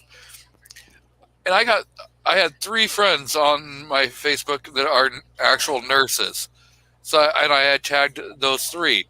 Like, hey, I really want this question answered. And then the very next thing I did was I posted a meme comparing Joe Biden to pedophiles. And next thing you know, I'm gone. So what you're saying is you didn't antagonize nobody at all, right? I never antagonized a single person. Except the YouTube or the Facebook overlord. So he really zucked you good, huh? Yep. Your Reapers just put Instagram and TikTok. Now I can say I am permanently banned from TikTok. They've shut down every email I got. I can no longer get on there. So no, not tonight, Tactical. We'll have to try setting up a time where you have a Saturday free and you can come on and, you know, BS for a while. And then we got Scott out there and Mr. Lead Bullet Junkie. So welcome. What's up, LBJ? Never had a Facebook, Instagram, or what was that other one? Bullshit. I call bullshit on that. MySpace. MySpace. I don't know, whatever. I haven't had any of those ever. I'll bet you $20. I don't know. You guys. I'll bet you $20 right now that you have one. Society makes me question things. Does he have? Does he have a Facebook? He has an IG page. He may not want to claim. He may not want to claim it, but it's still his IG page. I don't have an IG page. Is it not still your company? Yeah, but I don't do anything with it. Are you a sole prop or are you an LLC? Look, man, it's not on my phone. It don't count. Hey, RTAC G23 wouldn't even know if he had a Facebook page. He's banned from life for there too. Oh, that's true. I never got into all that stuff, man. I don't know how people are into it. And then everybody that is, all they do is bitch and complain. Like, can't believe so-and-so said this or that. It's like, it reminds me of this old thing called like the party line or something, like back in the day. But like, I thought we all left high school. You know what I mean? In some cases, I just don't get it. And then it's family and this, so nobody knows how to use a phone anymore. Like, you can text pictures to each other. Like, I don't understand why you volunteer so much damn information just on the regular. And then people complain about the Patriot Act. Who cares? You give it all away in most cases. Sorry. I'm going on a rant. I'll stop. Thing is, you're complaining about things that most people aren't doing. You're complaining about the stuff that like the little kids do, I guess, or the things that people that one of the aspects. Oh, the adults do it too. Yeah, all but you're talking about one facet accounts. of it. You're talking about one facet of it, but you're also talking to people who are already used to swimming in the boiling water. So you're talking about, like, if you haven't used these platforms and you've watched everybody get to a point, I'm just saying they're slid in, right? They had the heat turn up. They don't realize they went from without it to with it. And, you know what I'm saying? You're like a third person, standing from the side looking in and giving them that. And that's why I don't think it's reaching people, man. That's all I'm saying is people don't feel like they've made this decision and that they've lost a bunch of stuff because they've been using it for so long that they don't see it that way. You know what I mean? They're just looking at it. It's the frog used to swimming in the hot water is all I'm saying. Yeah. But I don't think it's going to. Yes, it's the normal. And anybody like me is crazy now. No, I don't think so, because the stuff that people were afraid of, and I've been concerned about, and not like afraid of it, but concerned that it could get to a point, we're getting there. Like, it's been there. So I don't think the mainstream is paying attention to the instances, but the instances exist. And now it's not like a potential, like, oh, what if? Now it's like, remember when? And I think that's why the kids, the youngins who don't use the Facebooks and stuff, they're going to prefer something different because they've seen the abuses or the ill side or the negative side of this stuff. But the problem is that, like, I've already given up. I'm not trying to defend this stuff. I'm just trying to say I've given up trying to get people off of these things because it's like their event calendar and it's like the way they keep up at work half the time. And it's like, 3/4 of their hobbies are on here. If they're into sports, it's probably all on there. Like, just so much of their stuff is over there that they'd have to just completely unplug so much stuff. You know what I mean? It's like the hot water. They're used to swimming. Yeah, they wouldn't know how to do it, or it'd put them in the shock probably. And I'm not saying like I don't. I definitely have some stuff over there, but I prefer to be like what you're saying. I tried to stay out of it. I'm only in it like what G23 is talking about, like my business stuff, like and then this. I mean, I don't count this, but this is definitely being part of it, like hanging out in these chats and stuff. But this I consider real. Like, we're having real conversations here. Like, my IG page was for my YouTube channel. It had nothing to do with like my personal life. It was all based off my YouTube channel. And so I screwed up and I had tied it to the Facebook account, which I shouldn't have done. So it got axed at the same time.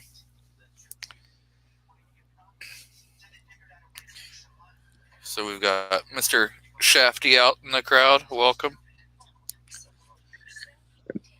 Another thing that gets me is, would you like somebody peeking in the window at your daughter? I mean, I think most people would probably say no. But yet, we all know with the laptops, the phones, everything, it's very possible, and it happens all the time. And a lot of times, it's a school teacher or somebody that's looking in through accounts that's linked through school nowadays and things like this. So, I mean, all these things are things I think younger people just don't even consider. And maybe it's because, well, I don't know they're doing it, so it doesn't matter to me. I don't know them. But even in that case, I still don't want some stranger drooling at my daughter or something like that. So, like, some prevention of things, I think should be, like little blues painter tape or just little common courtesy to like cover yourself up when you get dressed. There's just, I know it's like nothing, but it is though, because this stuff does happen. So, and obviously that's just one little example of privacy and things, but it just kills me when you see these stories about this, where you find out this teacher's been watching a 12-year-old get dressed every day for 3 months, and then rats himself out by complaining because she, I don't know, said some lyrics of a song or something. I have no idea, but you know what I mean. It's just, it's more than just the phone these days. Like, people got to be more careful than they are. And when I've been hired to get, tenants and things like this, like, you can bet your ass I'm searching social media for you, and everybody up there throwing your parties and your gang signs and shit. You're not going to get this apartment, not under my reputation. So call it what you want, but it's open and it's to the public. So if I'm doing it, damn well other people are doing it too. Everything like what doesn't matter today might in 10 years. Yep. So you're sniffing the kid's hair too? No, but I'm looking into all that. I mean, if you're gonna show it to the world, I want to see who I'm renting to. It's why not? It's a couple clicks away, right? Right. It's just what it is, and I think I'm not, like I said, I'm not the only person nowadays, so everybody can look into that. I mean, you don't want your wife's pictures on what is it, Girls Gone Wild up for all your son's friends and everybody to be gawking at all day and shit. I mean, it's just some common sense stuff to this.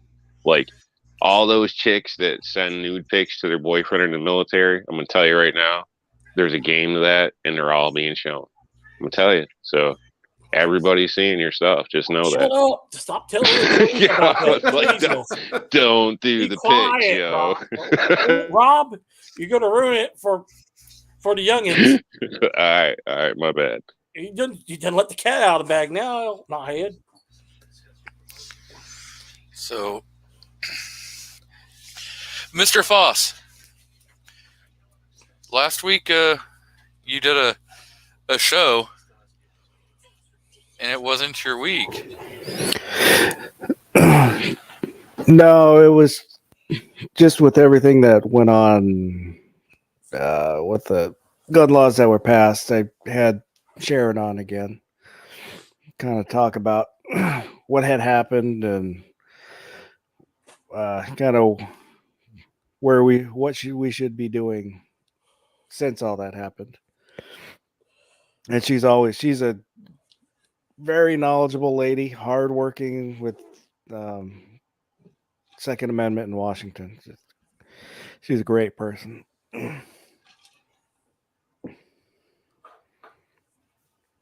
Well, now you guys can join the fight against the in the Ninth Circuit to get Judge Benitez to rule it unconstitutional. The California ban unconstitutional. That'll cover you guys. He's ruled it unconstitutional. Now it's on to the en banc. It's going full ninth, and then it, depending upon the AWB and the MAG ban have all, and so they're waiting to go to SCOTUS depending upon how the ruling On the in June comes out. So that will all go. They'll all go forward after we get the New York ruling. So Yeah, the Ninth Circuit is the most overturned circuit in the U.S. Well, that's good for your magazine calls and the Californians. I think the ninth is the second most overturned court rulings, which is the judge that Biden has nominated. Every case that she's ever ruled on has been overturned. Seriously? Every case. It's out there, public information. Every God. case that she has ruled on has been overturned, even peer reviewed. Wow. That's well, you know, when you set yourself up to pick token people instead of the best qualified ones, that's what you get. I mean, just look at Camel Toe. Setting us up to fail. Sounds What like they've she been knows doing. a lot of things. Sounds like she knows a lot of things that you don't want to do, like the wrong way to do a lot of things. And you're right, Rob. That is setting the our fellow Americans up to fail.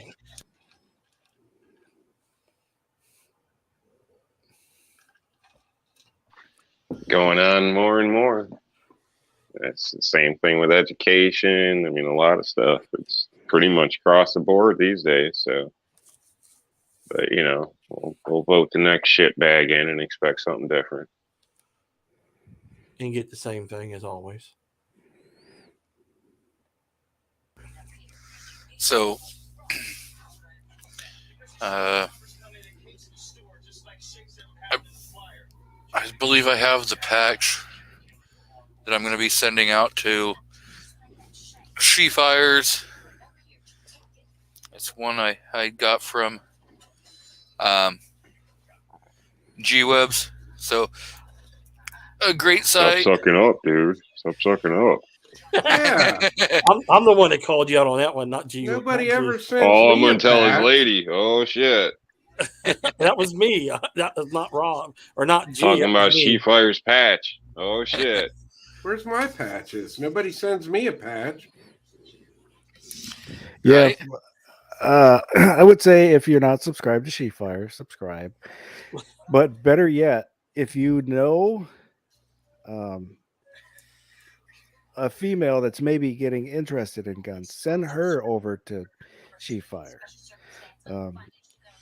Because you know, She Fire is kind of documenting her journey into 2A, but this is, you know, an example that other women can look at who are thinking about getting into guns or 2A.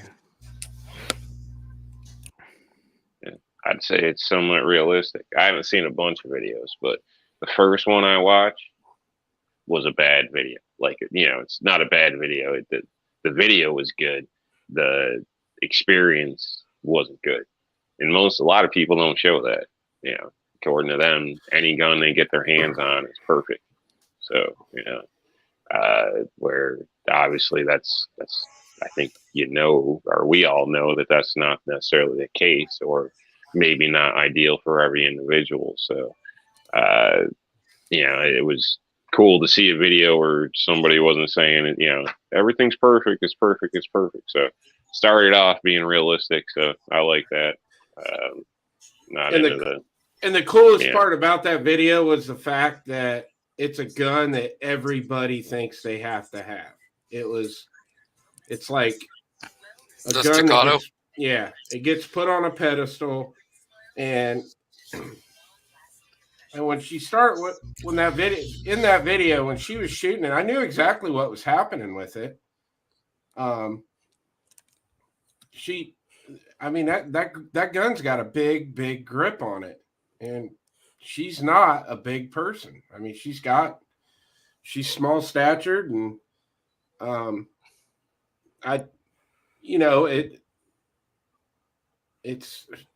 it was getting limp wristed, and there's a lot of people that aren't going to, and that's what Rob said. That was cool that she came out and said it. right there on the video. That gun was just not meant to be in her hand. It's not meant to be in a lot of people's hands. So Yeah, I wouldn't say. I mean, I guess people would say refer to it as limp wristing, but I No, think she it's had just- a firm grip. It just No, and you're didn't right. work for her. You Right. know what I mean? I don't think there was anything on her ass because I've No, seen it's- that with men. It's not just No, it's people not. always refer to women or something, but No. I wasn't saying that. I was just yeah, I saying think that. what she did was fine. And, if I was her, I would be uncomfortable with a gun like that because, that's perfect ideal conditions. What happens when if you're getting out of the car and you get attacked? You know what I mean? Things like that. Yeah. I don't want any doubts that the gun's going to go off. Maybe there's a hand size issue with that. Like you're stating, and that's leads into the limp wristing, but I wouldn't call that limp wristing. Her hand's just not big enough to actuate it or something. You know what Right. I mean? And So, that's, yeah, I mean, but limp you- wristing sounds bad on her part. No, and I and just I'm, don't want to, yeah. I don't want to No, say you're that right. because that's not what I seen from her. She held it good as far as I could say. Yeah, when you're dealing with a 1911 or a 2011 and a double stack like the Staccato, that's a big grip on that gun, and I don't know. I've shot a lot of 2011s that I think are a lot better than the Staccato. I don't know. That gun just seems to to me, it's an overhyped gun. It always has been. So Rob, have you documented your limp wristing with the Glock pistols? No. I can state that Staccato, I wouldn't want, not just because, it's probably overpriced, like most 1911s, in my opinion, in some cases, but, if it's a rage gun or this or that, I wouldn't want it because if I got in a scuffle or whatever, it would be no good for my lady because, if she fires is having issues like that, the grip issues, probably the same type of thing. So that's no backup on my end. So that's in some cases why I don't like revolvers. Because what is it? The Ruger LCP or LCR? I can't think of what it is. LCP, yeah. Like it took my lady like 2 fingers and she was still struggling to pull that trigger.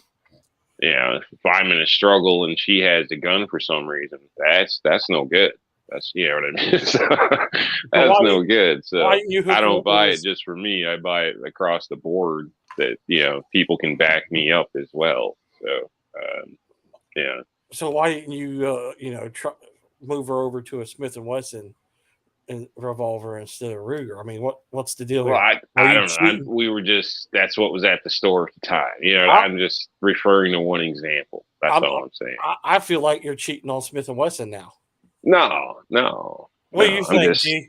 Hey, I'm not biased. He's a cheater. I own other things besides Smith and Wesson. I'm not. I just know a good product when I see one. So don't be mad. Oh, I'm gonna have to be mad on that. I'm gonna be mad on that one. Cheating on Smith and Wesson. I can't take that. Talks crap. Yeah. I mean, there's Smith. Obviously, there's a lot of good manufacturers out there. But I think it's kind of like car brands. You can be loyal to a brand, but it doesn't mean every vehicle they make is great. So same thing with firearms. So Like there's some brands I like, and I wouldn't touch. I mean, shitty heaters and sights fall off and all types of stuff. But so going back to, we got the every second matters. So if people aren't aware of this campaign, on the 2nd of every month, people like to either have this patch, in Every Second Matters patch or in Every Second Matters hat, shirt, one of their gear that they have, and they post videos on YouTube or Instagram, Facebook, TikTok,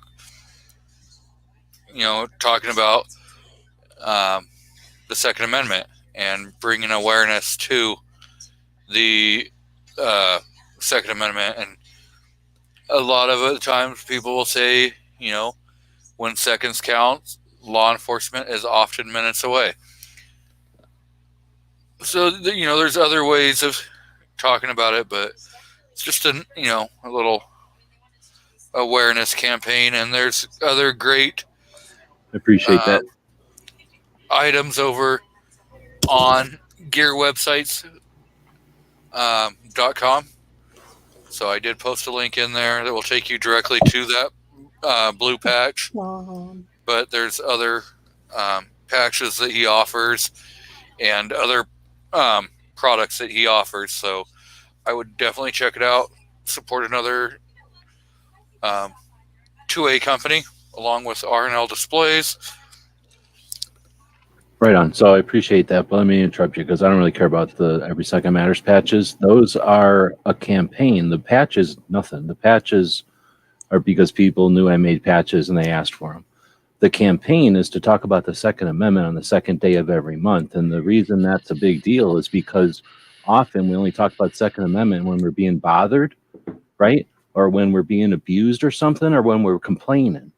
But in the end of 2013, right, we kind of took a breath, and Obama had said, here's 23 executive orders. I'm going to try a whole new thing. Up until Obama, no president had ever held executive orders in a bundle like a club and threatened gun owners with it, right? It had been a campaign strategy. It had been an annoying, affront and infringement. And it had always been an attack on property. This was Obama saying, I'm just going to do this already. And everybody reacted individually and by standing up and doing their thing. It wasn't like NRA said, do this. It wasn't like Gun Owners of America was even on the scene at that point. Second Amendment Foundation, no one even had heard of for the most part. So nobody can take credit for it. It was just a bunch of people said, hold on a minute. And it ended, right? It ended. And at the end of 2013, we were like, wow, what happened? And a bunch of us were having conversations just like this, just exactly like this. The only difference is there was almost always 10 of us in there. And we would interrupt each other a lot more than you guys do. But we were having these conversations, and they were probably 4 years into them. These were not brand new conversations. We were like a community of people that had these conversations. And you've seen the scale of these conversations today, right? This was just a little bit tuned down because it was years ago. But anyway, Every Second Matters is the result of these conversations and us saying, how do we keep this energy alive? How do we keep an attention on a Second Amendment, but not just when they tell us to, not just when it's important to, but in the meantime, when we want to keep aware of the continued fight, right? That liberty equals eternal vigilance. It's that aspect. So I appreciate you posting the pictures of the patches, but I just happen to know some people overseas that get me the patches cheap. And what I do is I put them at a place called Beacon Foundation here in Tucson, and they hire differently abled folks to fulfill orders. So those patches go over there, and whatever they cost, it stays with them, right? They fulfill the order and ship them out. So I don't really make any money on them. In fact, I kind of lose money on them. So I appreciate you posting them, but I have had trouble because of last year and their situation with being concerned about the whole situation. I haven't been able to go over there and drop off the rest of the patches that I own. So I can't it's actually pretty hard to fulfill them right now because they're missing some colors. And it's not like I have great conversations with them, or it's not like I just honestly don't remember to. And then it's difficult because they only have business hours. And I remember at times like this in the middle of a Saturday afternoon that I should probably get with them on the inventory over there. No one ever buys these patches. So basically, I appreciate you sending the information out about the patches, but aside from a couple of you guys actually buying them, nobody ever buys them. And they're not really a campaign about the patches. I don't want to make it seem like Every Second Matters is an idea to get you to buy some kind of shirt or whatever. Literally, that was just because I can make patches cheap. I made them because people asked for them. And a lot of people do like to put them on their patch panels and stuff. But it's really just about that idea of everybody can do something on their own on the second of every month and just use the second as that reminder. And if it's going to your gun shop and saying, hey, it's the second, I come in on the second of every month. If it's going to the range and saying, hey, I shoot on the second, remember the Second Amendment? Just so that we keep that Second Amendment and what it protects and what it means and how it's brought. Look how many people it's brought together, for crying out loud. I wouldn't care about this if it was just a hobby or whatever. This is foundational, right? This is super critical, important to all of us. and it brings us all together, and it's that community is growing. So every second matters is just the idea of like, on the second, do something. And if you can participate with other people about it, awesome. And, you know, if somebody wants to buy a patch, great. But really, I just wanted to put that out there. Like, it's not really a campaign of like buying anything. It's a campaign of remembering and doing stuff, even when it seems like it doesn't matter.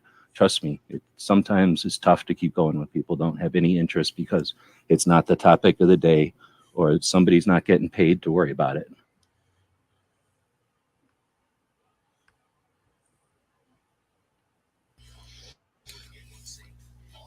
And, you know, that's just another little symbol to kind of, you know, help promote it, you know, and get more people talking about it. Because sometimes,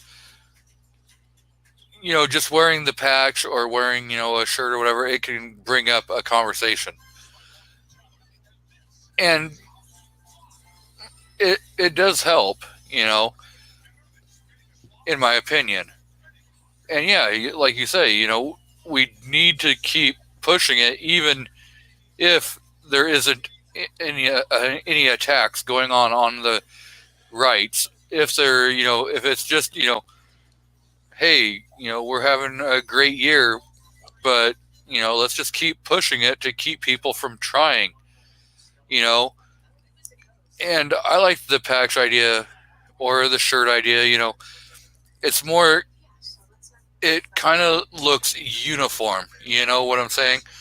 Like, it's a counteraction to the Mom's Demand, you know, and it's our kind of big middle finger to them saying, guess what? We can do this kind of stuff too.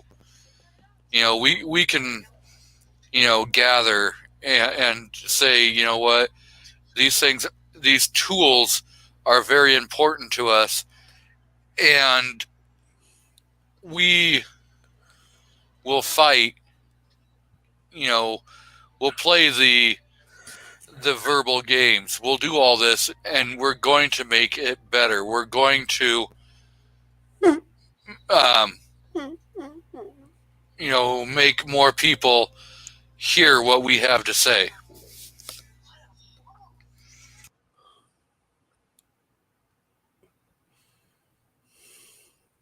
Be good if you guys muted when he farted.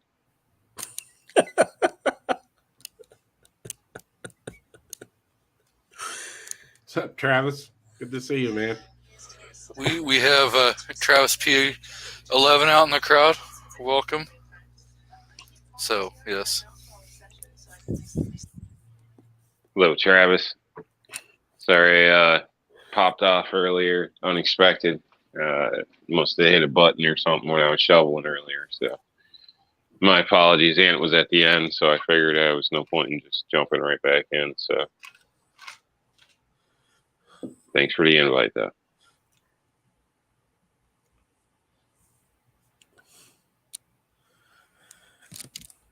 So there's a new gun shop that just opened up in town.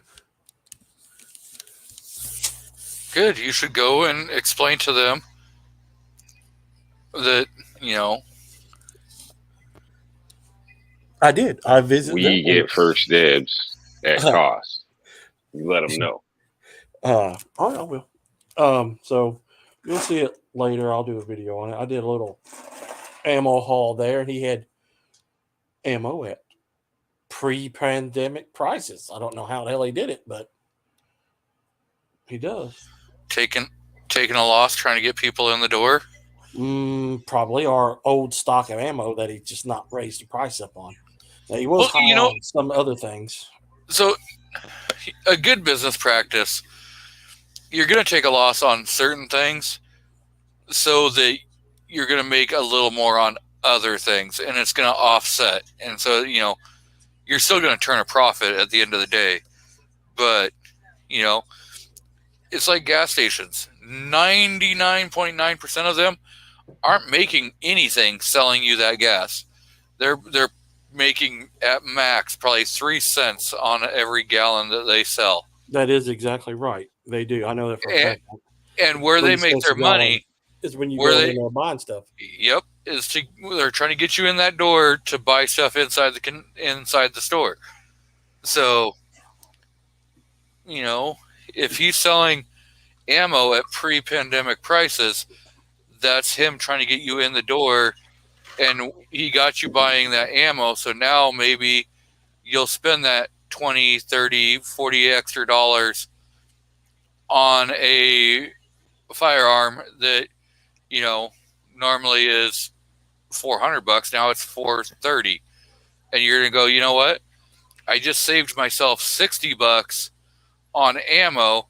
So why not spend that $30 extra and get that new pistol, and I still, you know, come out making a $30 profit. This dude, he acts like he pays for shit. You know, he's one of them people on TV, right? He lives up there in, what was it, Oregon, right next to Portland. So he's one of them people that just run in the store. He's like, this is under $1,000, right? All right, peace. You don't pay for shit. Who are you trying to kid? He gets everything for $9.99. Ammo, real cheap. So we got Goes in there with his pillowcase and loads the hell up. we got Do something. Andrew Carmichael out in the crowd, so welcome.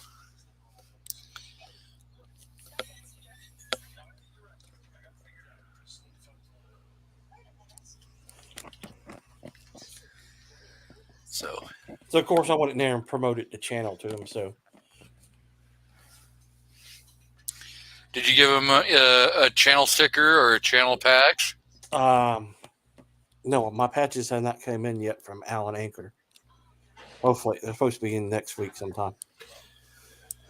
How many patches did you order from them, RTAC? 50. Did you? Yeah. Ooh. What you did, just upload a design and then they... Well, I contacted her and and I just sent her a picture of my logo. Okay. Yeah, because I've been interested in doing that. So you'd Yeah. recommend them? Oh yeah.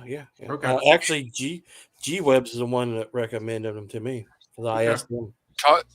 Angelina is great. And yeah, she'll walk you right through it. It's pretty simple, and she'll even give you a quote. I think it was going to be, the prices may have gone up. I think it was like $300 for 100 patches It's not bad.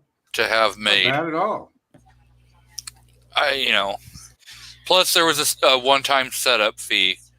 I don't remember what the one-time setup fee is, but once you have that, first setup done, all the next patches are going to be, they have all that stuff ready to go. So And they do stickers as well. yeah, we got Big Al. What's up, Big Al? Good to see you. Yeah, okay, I'll look into them then.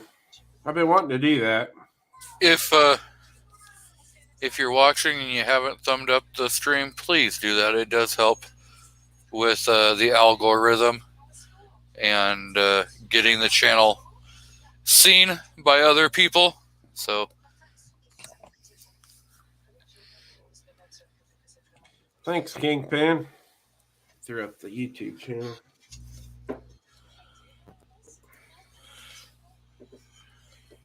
She's pretty quick on getting back with you too. oh yeah. Well, she does decals too, doesn't she? Yes. Yeah, she does vinyl decals. She does just regular stickers. She does. It's a one-stop shop. Yeah, I know. I was watching Guns and Barbecue one night, and he was giving away some merch that he had got from him, and it was pretty impressive. Well, you can ask G Webs. He knows her personally. So I've been back and forth. Who are we talking about? What's somebody making patches? Alan Angelina. Anchor. We were talking about Angelina and Alan Anchor. Yep. Anybody that just got one of the those FUD free ones, those are from Alan Acre. I can tell you those are some nice looking patches. The ones I ordered from her for my channel are PVC.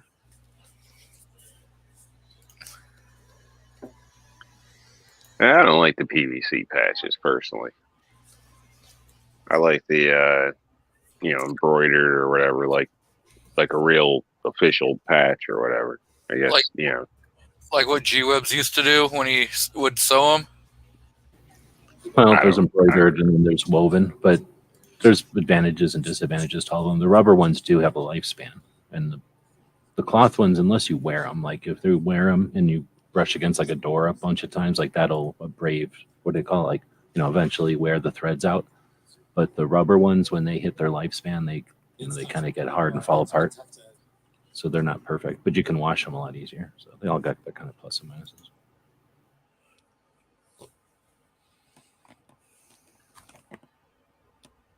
Yeah. To me, I don't know, just the PVC, I guess there's some patches that look good in that, but it just looks kind of tacky aftermarket-ish stuff, to me. I don't know. Where the, like an official embroidered patch or whatever you call it, they just seem more legit. I don't know, maybe it's just something with me, I don't know, but the plastic just seems cheap, like a souvenir novelty item.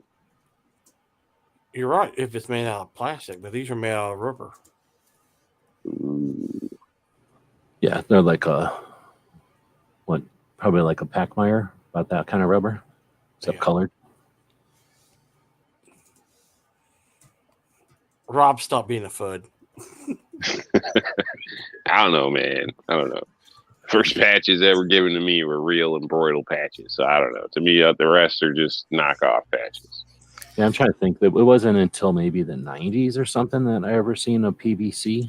And then they didn't really become a thing until maybe the mid 2000s or something. So everything was embroidered up till then, our whole life. Or just leather. You count leather, like where they'll either brand leather with burning it or emboss it by smushing it and then make it into a patch, like a Levi's tag or something. Never thought of that. So I didn't call out Kingpin, but welcome Kingpin, and he is definitely the link master. Yes, he is. All right, I just emailed Alan Anchor and told him that I was referred to him by RTAC, G-Webs, and Guns and Barbecue. So we'll see what happens. Oh, she's going to raise the prices like yeah, you screwed up. Dude, you just got that's probably like a 10 times more charge. Yeah, you want 100 patches? That'll be about 10 grand. You know what a pain in the ass these guys were for her to deal with. You notice the one person he didn't mention was me. So you shit, didn't you order don't even any, buy your lady flowers. You didn't order any patches from him, did you? No, but she has my artwork and everything. Oh, okay. She has. I claim it's my artwork, but you mean your copyrighted artwork? Stolen stuff. Stolen stuff. No, Mr. Told you don't pay for shit. G-Webs designed it with my input. Stolen stuff. That's because the copyright. That's why everybody makes imitation Glocks now, because copyright's all gone on it.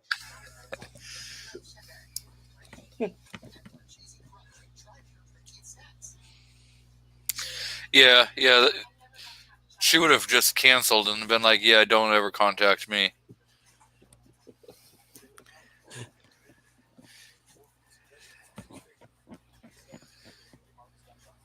Oh, Midnight Range. I forgot about him.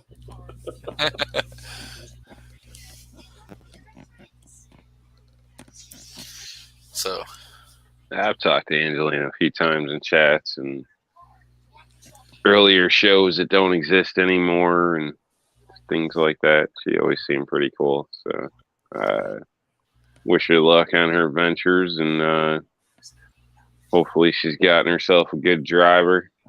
I think she did. But she seems cool, so I wish her well. Right. And from what I've seen, her stuff is quality. So there's a few items she has I like. Just never necessarily pulled the trigger on, but yeah, it's good stuff. Most because you're a cheap bastard. Yep, you got it. There's that one patch she's got electricity kills and it glows in the dark, and it's got an electric man with a knife stabbing a kid in the back. I always wanted that pro gun as fuck keychain, but I never got one.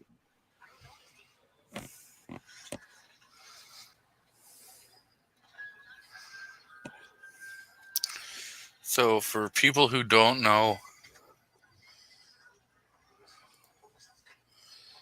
this is the Allen Anchor website. So they've got some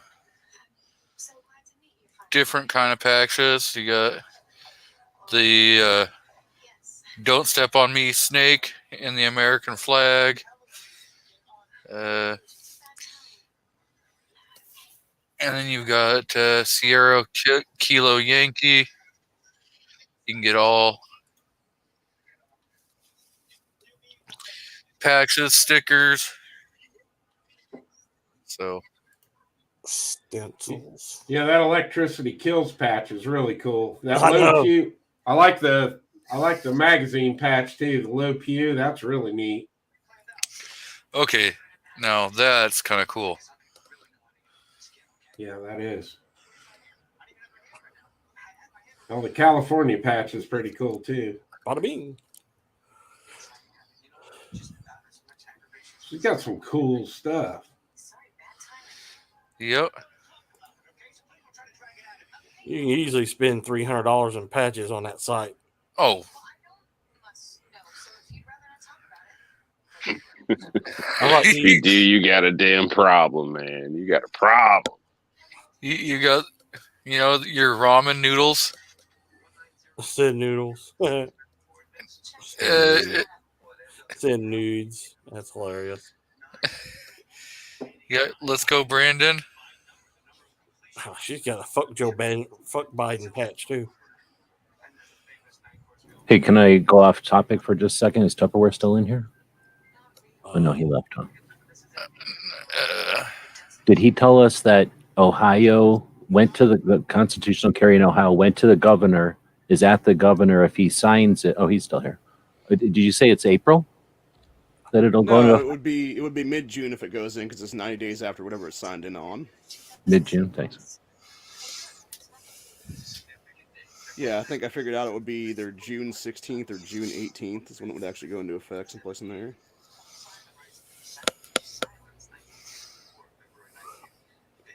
Giggity, giggity.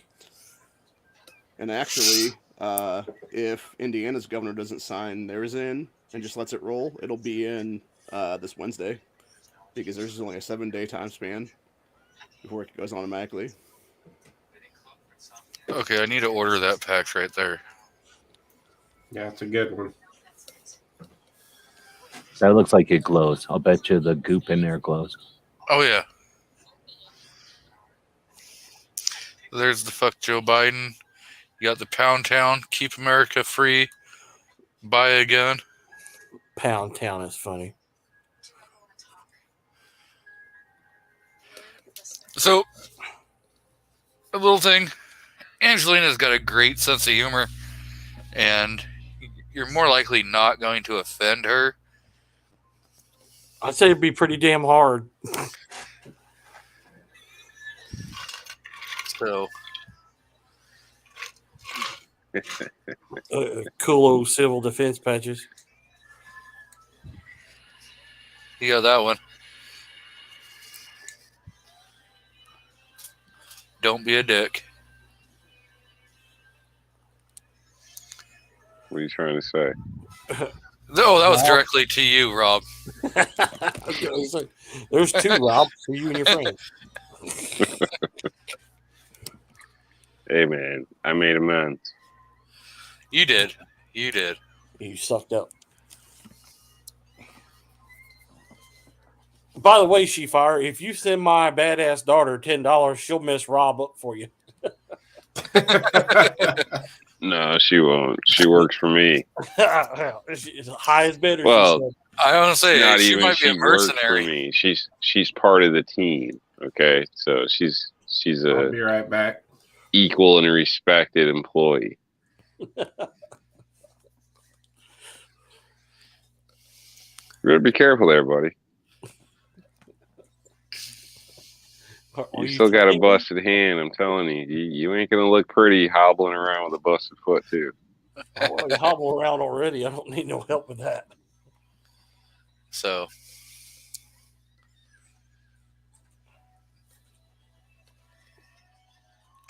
one of these days I should go ahead and pay for the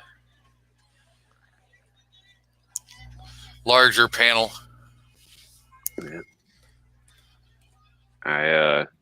I interrogate boyfriends, potential boyfriends, live online, so that's available service. And I also employ kids to whoop ass when need be. So equal opportunist employer. So anybody's kids are welcome to join the program. Thank God you have to worry about the labor law. Laws don't apply here.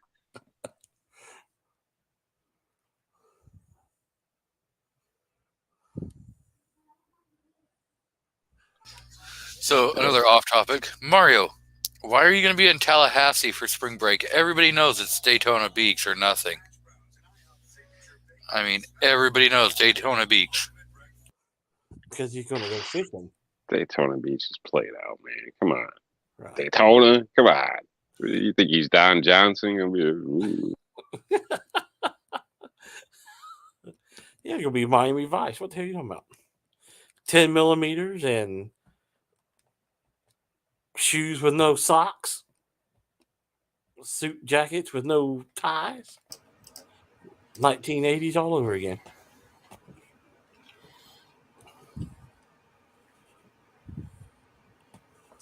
Rob's just jealous because he can't dress like Don Johnson and get away with it. Please. No, Mario's married, isn't he? Think so. Pretty sure he's married. So basically, it don't matter. You know, what you want to do don't matter, bro. So don't even worry about it anyway. So you don't need to go nowhere fun. You'll just get in trouble. Come on, Rob. You know the 350-mile rule applies.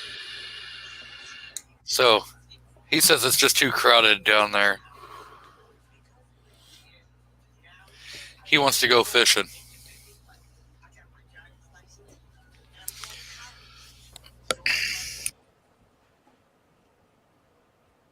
We're talking about in Florida, right? To go fishing in Florida. Yeah. That's the one place I would carry a gun fishing just because of the gators. Well, you can. I think it's state law. You can carry one down there. Yeah. But well, you have to have a fishing permit to be able to carry a firearm in Florida while hunting, fishing, or camping to or from. You can open carry. But I don't know if that's just for Floridians or if that covers out-of-staters that are going in to fish. That's something you would have to look at.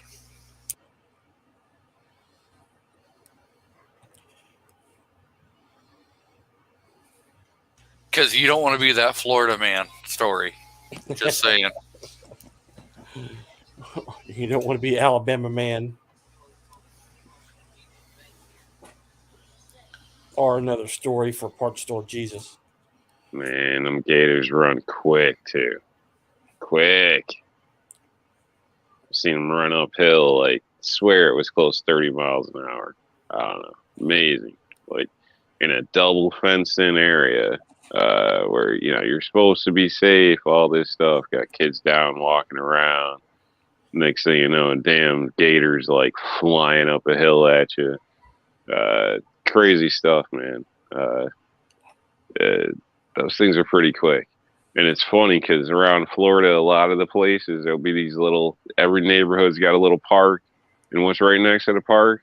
A damn pond. And it's got a sign, stay away, don't leave kids unattended. There's freaking gators everywhere in there. Like, it's crazy. Like, I swear, you screw around, you go ahead and play on Facebook and all this shit. Your kid's gone. Gone. It's crazy. Yep. I've had Solo Yacker on the channel.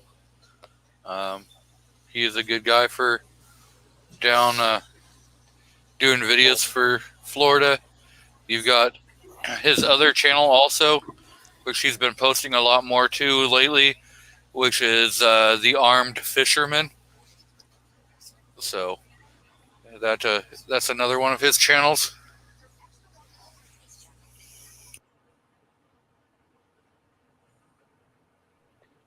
If you're in Florida and there's water, just assume there's a gator. That's just how that is, unless you're at the beach. There can still be a gator at the beach.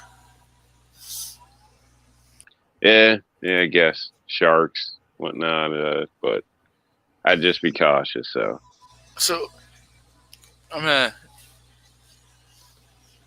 in certain states, yes, marijuana is legal and everything. And if you want to do marijuana, that's your choice. One, if you're going to be out doing it, you can't purchase a firearm because you're going to end up lying on that 4473. And it's going to cost you a felony. So I'm just saying, you want to watch what you're saying on the internet, especially when you're talking about smoking weed all the time. And the next thing you know, you have a permit or whatever, and because it. What's the definition of habitual? Because that's how they put it on there, 4473. Actually, it says drug use. Okay, because I thought it was like habitual user or something like that. So Nope. It just says, actually, we can settle that argument real quick. We'll pull up a 4473 online. Well, they changed them recently, so not real recent, but they just changed the form, threw different things on different pages not long ago.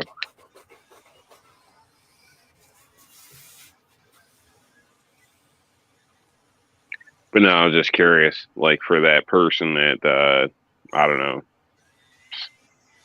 whatever, fishing camp once a year, smokes a joint with his buddy, does that mean that's it, you're done? You know what I mean? You don't typically use it, so does that count you as a user? Technically, you're not going to get in trouble this way, but if you threw that marijuana into the river and the fish ate it, now you're going to go up for a while. Yeah, right. So, on the 4473, marijuana is legal. Question 21, Section E says, are you an unlawful user of or addicted to marijuana or any depressant, stimulant, narcotic drug, or any other controlled substance? Warning: the use or possession of marijuana remains unlawful under federal law, regardless of whether it has been legalized or decriminalized for medical or recreational purpose in the state where you reside. So the moment you mark no on that box, you have just committed a federal felony. So what if you spent like 4 months in Jamaica smoking your brains out and came back and wanted to buy a gun, but you're just not going to smoke in the U.S.? Well, if you... Is that legal? If they all of a sudden, found some photo that you, or video of you smoking, and they could prove that you did it. Yeah, but would it matter? Because let's just state, I don't know if it's the case, but it's perfectly legal in Jamaica, and U.S. federal laws don't apply. So would it make a difference? you're still a U.S. citizen. What? That doesn't mean nothing. Just because you leave the country, and you say you go to you go to Amsterdam, where they have all kinds. You can shoot up heroin. You can do whatever you want. It's legal for you to do as a United States citizen, to my knowledge. And right there on So the what about in the middle of the ocean where there's no laws? But you're not addicted, and it wasn't illegal or prohibited at the time you used it. But I don't know. on I'm the just throwing on the loopholes here. 4473, it says even if it is legal or decriminalized in your state, it's still federally prohibited. So what if you got I so don't- high I you don't just agree. forgot you smoked? Jamaica's not a crime? state. Well, yeah, but I mean, I don't know if I would push it. I guess it's all up to how willing you are to take a chance. Risk to From reward. what I hear, you can't even remember where you parked the car half the time. So, yeah, how would you remember if you even smoked?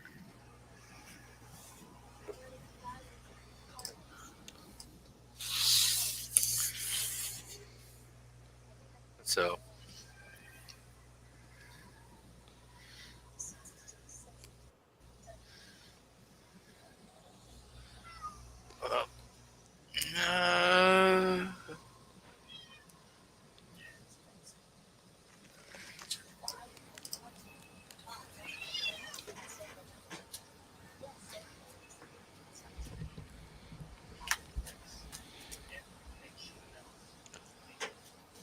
Now that we've gone down this road, did you guys hear about the West Point cadets that ended up getting fentanyl overdosed? And I think it was Florida for spring break.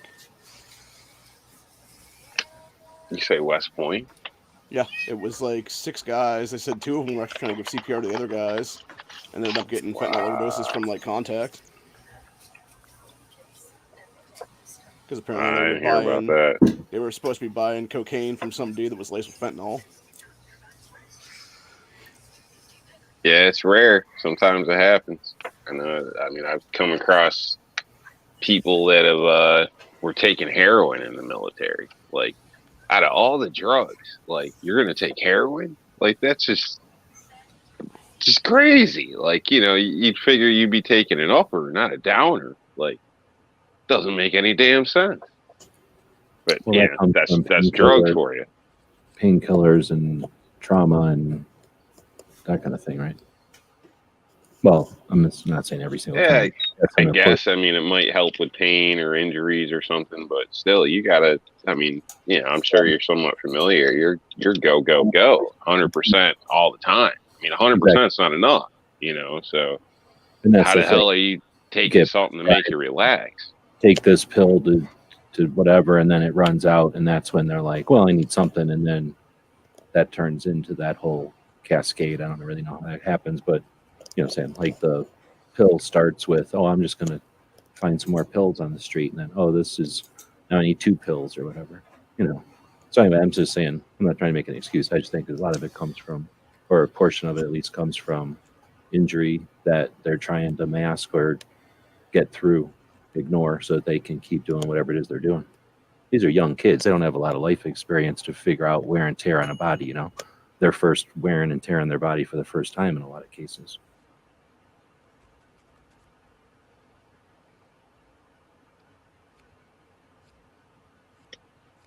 Yeah, I guess so. Just shocking in some senses. You'd expect different types of drugs if that's what was going to be the case. Yeah, you would think anyway, or a common person would. So I just would never expect to see a downer in that type of situation. But that's people, I guess. You never know. But yeah, I think the part you bring up is a huge thing, and a huge thing with it could stem all the way out to what they want to so-called say gun violence and all the craziness nowadays. Is the fact that you do get a sports injury, this or that, they throw you on these pills. Next thing you know, it's a pill for another pill, this and that, and one thing down the line. Now you're out on the street corner, trying to get drugs, or going to 5 doctors in town, or crashing your car to get out of work and, maybe get some insurance payments and some more pills. I mean, it's like the stupidest stuff. And it all stems from legal pharmaceuticals. It's like the government's the biggest drug dealer out there. And they only seem to care when somebody else starts making too much money. That's how my first cousin became a heroin addict. Yeah, I believe it.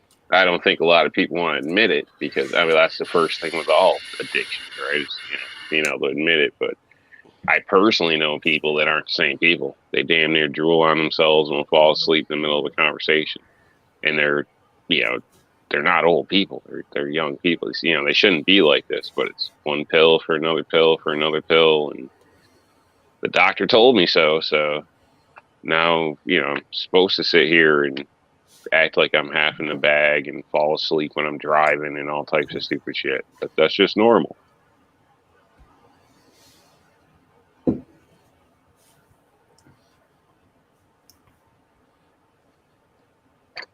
Sad, because a lot of these things can be adjusted with diet and activity. A lot of things, but nobody wants to put any work in. They want the easy pill, and the government insurance company is more than happy to give it to you in most cases. It's a damn shame. It's ruining America. That and fast food. And Glocks. Eat a salad. Damn right.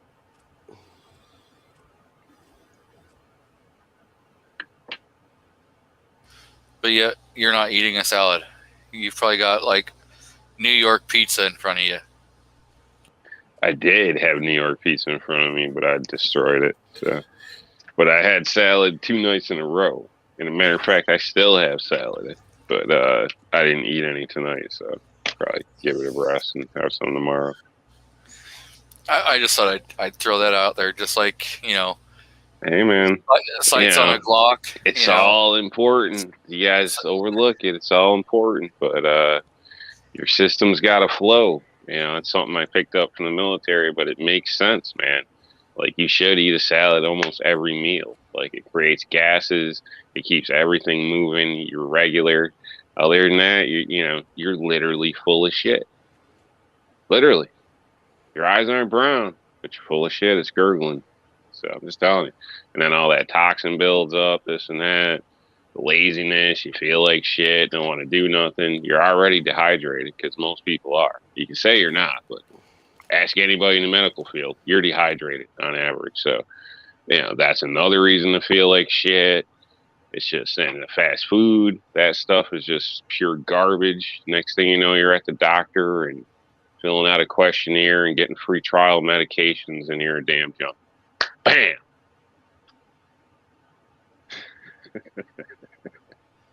All right. Captain and Coke might be kicking in. I'll settle down. Oh, and this is why we have you on the panel, Rob. Entertainment.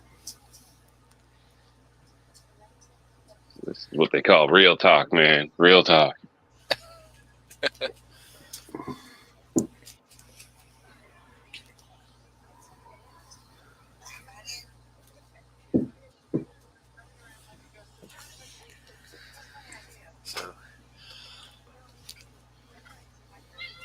So, Foss, with it being daylight savings time tonight, Yes, sir. Is your show start at midnight, or is it going to actually start at like 2 a.m.? No, it'll start at 1 as it normally does because daylight savings doesn't kick in until 2 o'clock. So I will be starting on time. So everyone else east of us, it'll be an hour later for them. So they'll be 4 hours ahead instead of 3 hours. Yes.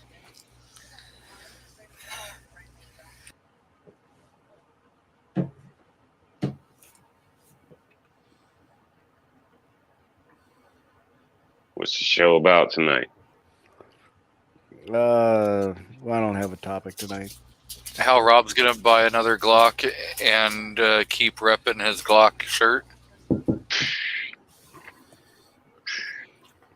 You have any co-host more- going to be on with you. Have any more complaints about that opening? No, it was decent. I don't like what my part you threw in there. I mean, Bitch, jeez, bitch, bitch, bitch. but hey, beggars can't be choosers, I guess, right? You know, Foss, you can never please a Yorker. Apparently. Well, why can't you have me like saving the world, like, or something? Something cool. You got One me in a salad black at a shirt. time. I mean, come on, man. That's right. Saving the world one salad at a time. You know, Rob, you should just be happy that he didn't put you behind bars or something. Yeah, I don't have a serving tray, right? I used the footage that I have. All those are. I just threw together a bunch of memes and stuff like that I had done over the past couple of years, just to make an intro.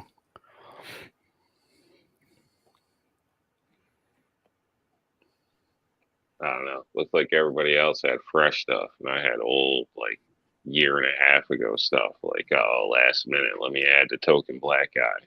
See how it is, man. Just trying to keep up the quotas. Oh, Could have at least added some confetti, like, popping out or something. Like, done something extra to it. But it's He- I cool. did. I added a flashing arrow, so it's got a little pizzazz to it. Oh, okay. what you should do is add snot running down his nose. He said add something. He didn't say what. He said just add something. I'd put snot running down his nose. There is an image out there similar to that. There could be snot coming out my nose in that image. So this is completely off subject, but since Bald's out there still in the side chat, did anybody watch his video today with that 4570? Bald does videos? Yeah, man, that gun he bought is gorgeous. Or not, I don't think he bought it. I think his wife bought it for him, actually. Oh, so a straw purchase in New York. Well, whatever. No, I'm joking because family member, his wife can do that. It's all legal. It's just fun giving him hell. That's a beautiful gun. He got that all-weather Henry. It's nice Yeah. looking. It was. Is a it good legal looking- though? Because Bald, he likes those Glocks, and he's kind of snobbish, and He's got a I grand don't know. power. Yeah, got a- but isn't it a crime to gift a gun to an asshole? I mean, doesn't that have any account to this? No, because if it was, my wife would be in big trouble. Sorry, what are you now campaigning for my wife to be in trouble? Of course not. Of course not. I mean, obviously, she believes in charity and doing something for goodwill and helping out the less fortunate, or else, she wouldn't be with you, right? So hey, I mean, obviously, she's got a heart of gold. So, never have anything bad to say about your lady. Oh, gotta give you some hell there, Rob. So- Nice try, buddy. Defense Dad says, anyone have experience with a car KM9? Damned pretty gun. I do It's not have. pretty. I just pulled it up. Yeah, can you share your screen? I got it on the other computer. I've heard they were a little fussy with ammo. Don't know if it's true or not. I have had some interest in them in the past, but they've never, pulled the trigger on one. So MK9 or KM9? I think he meant to say MK9. I looked at one. Gun Shop had a used one. I really wanted it. I still want it. I don't think it's still there. It's the first gun I ever picked up that felt perfect in my hand. And ooh, and you let it go? I did. Damn. Hope you If- smacked yourself since then. If they would have had layaway, I would have put it on layaway, but they didn't. Yeah, it looked like the MSRP on that thing was like $1,050. Now is that the MK9 Elite? The one I was looking at was the Elite with night sights, $1,115. Yeah, the used one I looked at was like $650. Okay.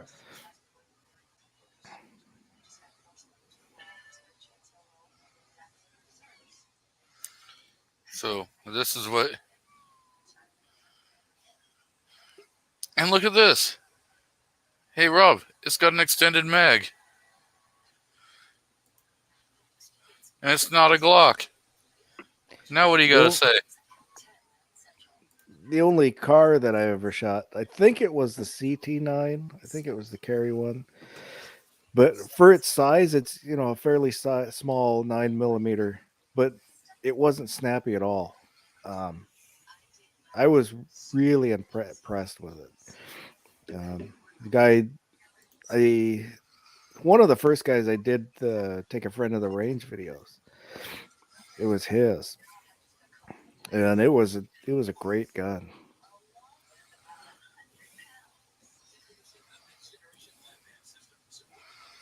There's another one that has the extended mag on there. I'm just saying, Rob. You're Most don't. And that's not some glamorous riverfront post picture.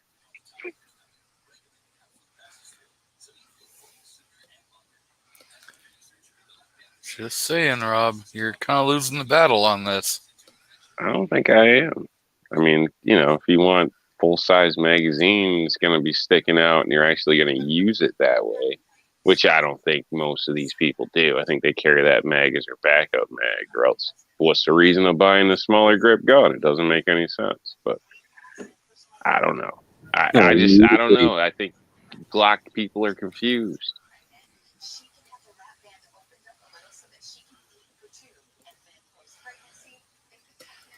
Okay, somebody suppressed the K9. Which one is the question about? The polymer little 380 car or a metal one? I believe it's the all metal, the MK9. So like this one. All I know about cars is from back in the day. So have they stopped falling apart when you shoot them? Like the side plates don't fall off anymore on the metal ones? I remember back in the early 2000s-ish, when I was hanging out at gun shops, they would quit selling them whenever they got enough cars come back from the side plates falling off. So he's looking at the K9, not the MK9 or whatever.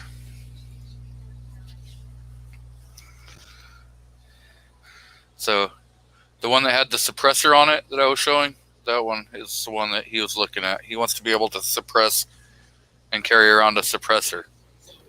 So I've never really seen too many suppressed cars. And like I say, back in the day, the problem was the way that they're made is they got some kind of side plate like a revolver, and all the workings and trigger and stuff is in that side.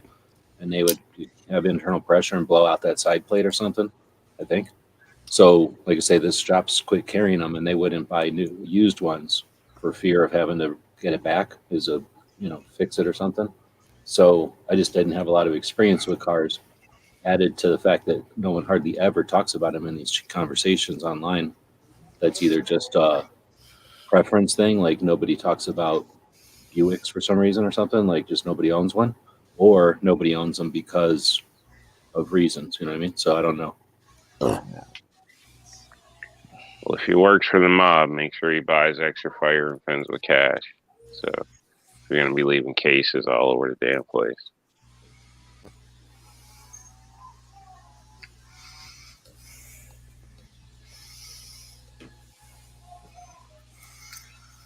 So we've been going at like 3 hours, and we're gonna kind of wrap it up. Okay, fine. Defense ran off, so he can't plug his channel. Mr. Chimont, you want to plug your channel and what you have going on before we start bailing out of here? Yeah, it's the Minute Tupperware. I'll be doing a new wargaming tomorrow about the Pennsylvania governor's race. And where can people find you? The Minute Tupperware channel on YouTube. Okay. Mr. G Webs, what do you got going on? Anything you want to plug? I'm going to plug Suicide Prevention Saturday starts in like 3 minutes over on Brooke's channel, A Great Start Shooting School. I'll drop a link in there if you don't mind. She puts a focus on awareness of suicide prevention and some tools and strategies for being aware of it and being able to be more comfortable chatting about it. Because if people want to suggest that our guns are the problem, we ought to be very comfortable and capable to challenge them on why our guns, why in their perception our property is the problem, when we know that 2 out of 3 deaths is a suicide. And what we should be dealing with together with them is helping people that are having troubles with mental health and, either barriers to health or, some kind of strategies for prevention.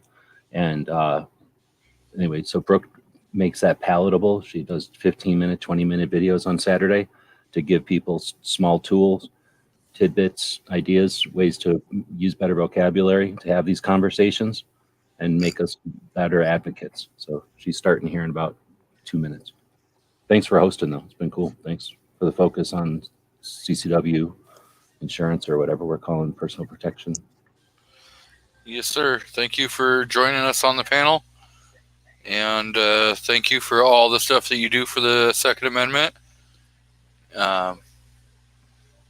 Rob D., the New York Outcast, what do you got going on? What do you want to plug? Boy, that's a hell of a question. Trying to get me killed. Have a good night, everybody. The answer that will never get you in trouble is the wife. Chris from the 740, what do you got going on? Videos? Anything you want to plug? Yeah, I'll have a new video Tuesday and Thursday, live stream Wednesday night, 8 to 10 Eastern, and I start messing around with these zinc bullets and getting some videos out. Well, thank you for joining the panel, and Thanks thank for you having me. for all your contributions that you do with your interviewing of people on Wednesday nights and your videos that you're putting out. So thanks again. Well, you're welcome, and I appreciate you coming on and helping me every Wednesday night. You're welcome. And Mr. Foss, the co-host extraordinaire, you want to plug anything you got coming up? Well, if anybody's up in the middle of the night, come hang out with us over on the overnight. Check out anybody who's been on the panel or anybody that's been out in the side chat. Find somebody new, or better yet, turn on that camera, start making videos yourself, because you never know who wants to hear what you have to say. And maybe go out and do something nice for somebody. Absolutely. And thank you for being on the panel and sticking around for 97 episodes.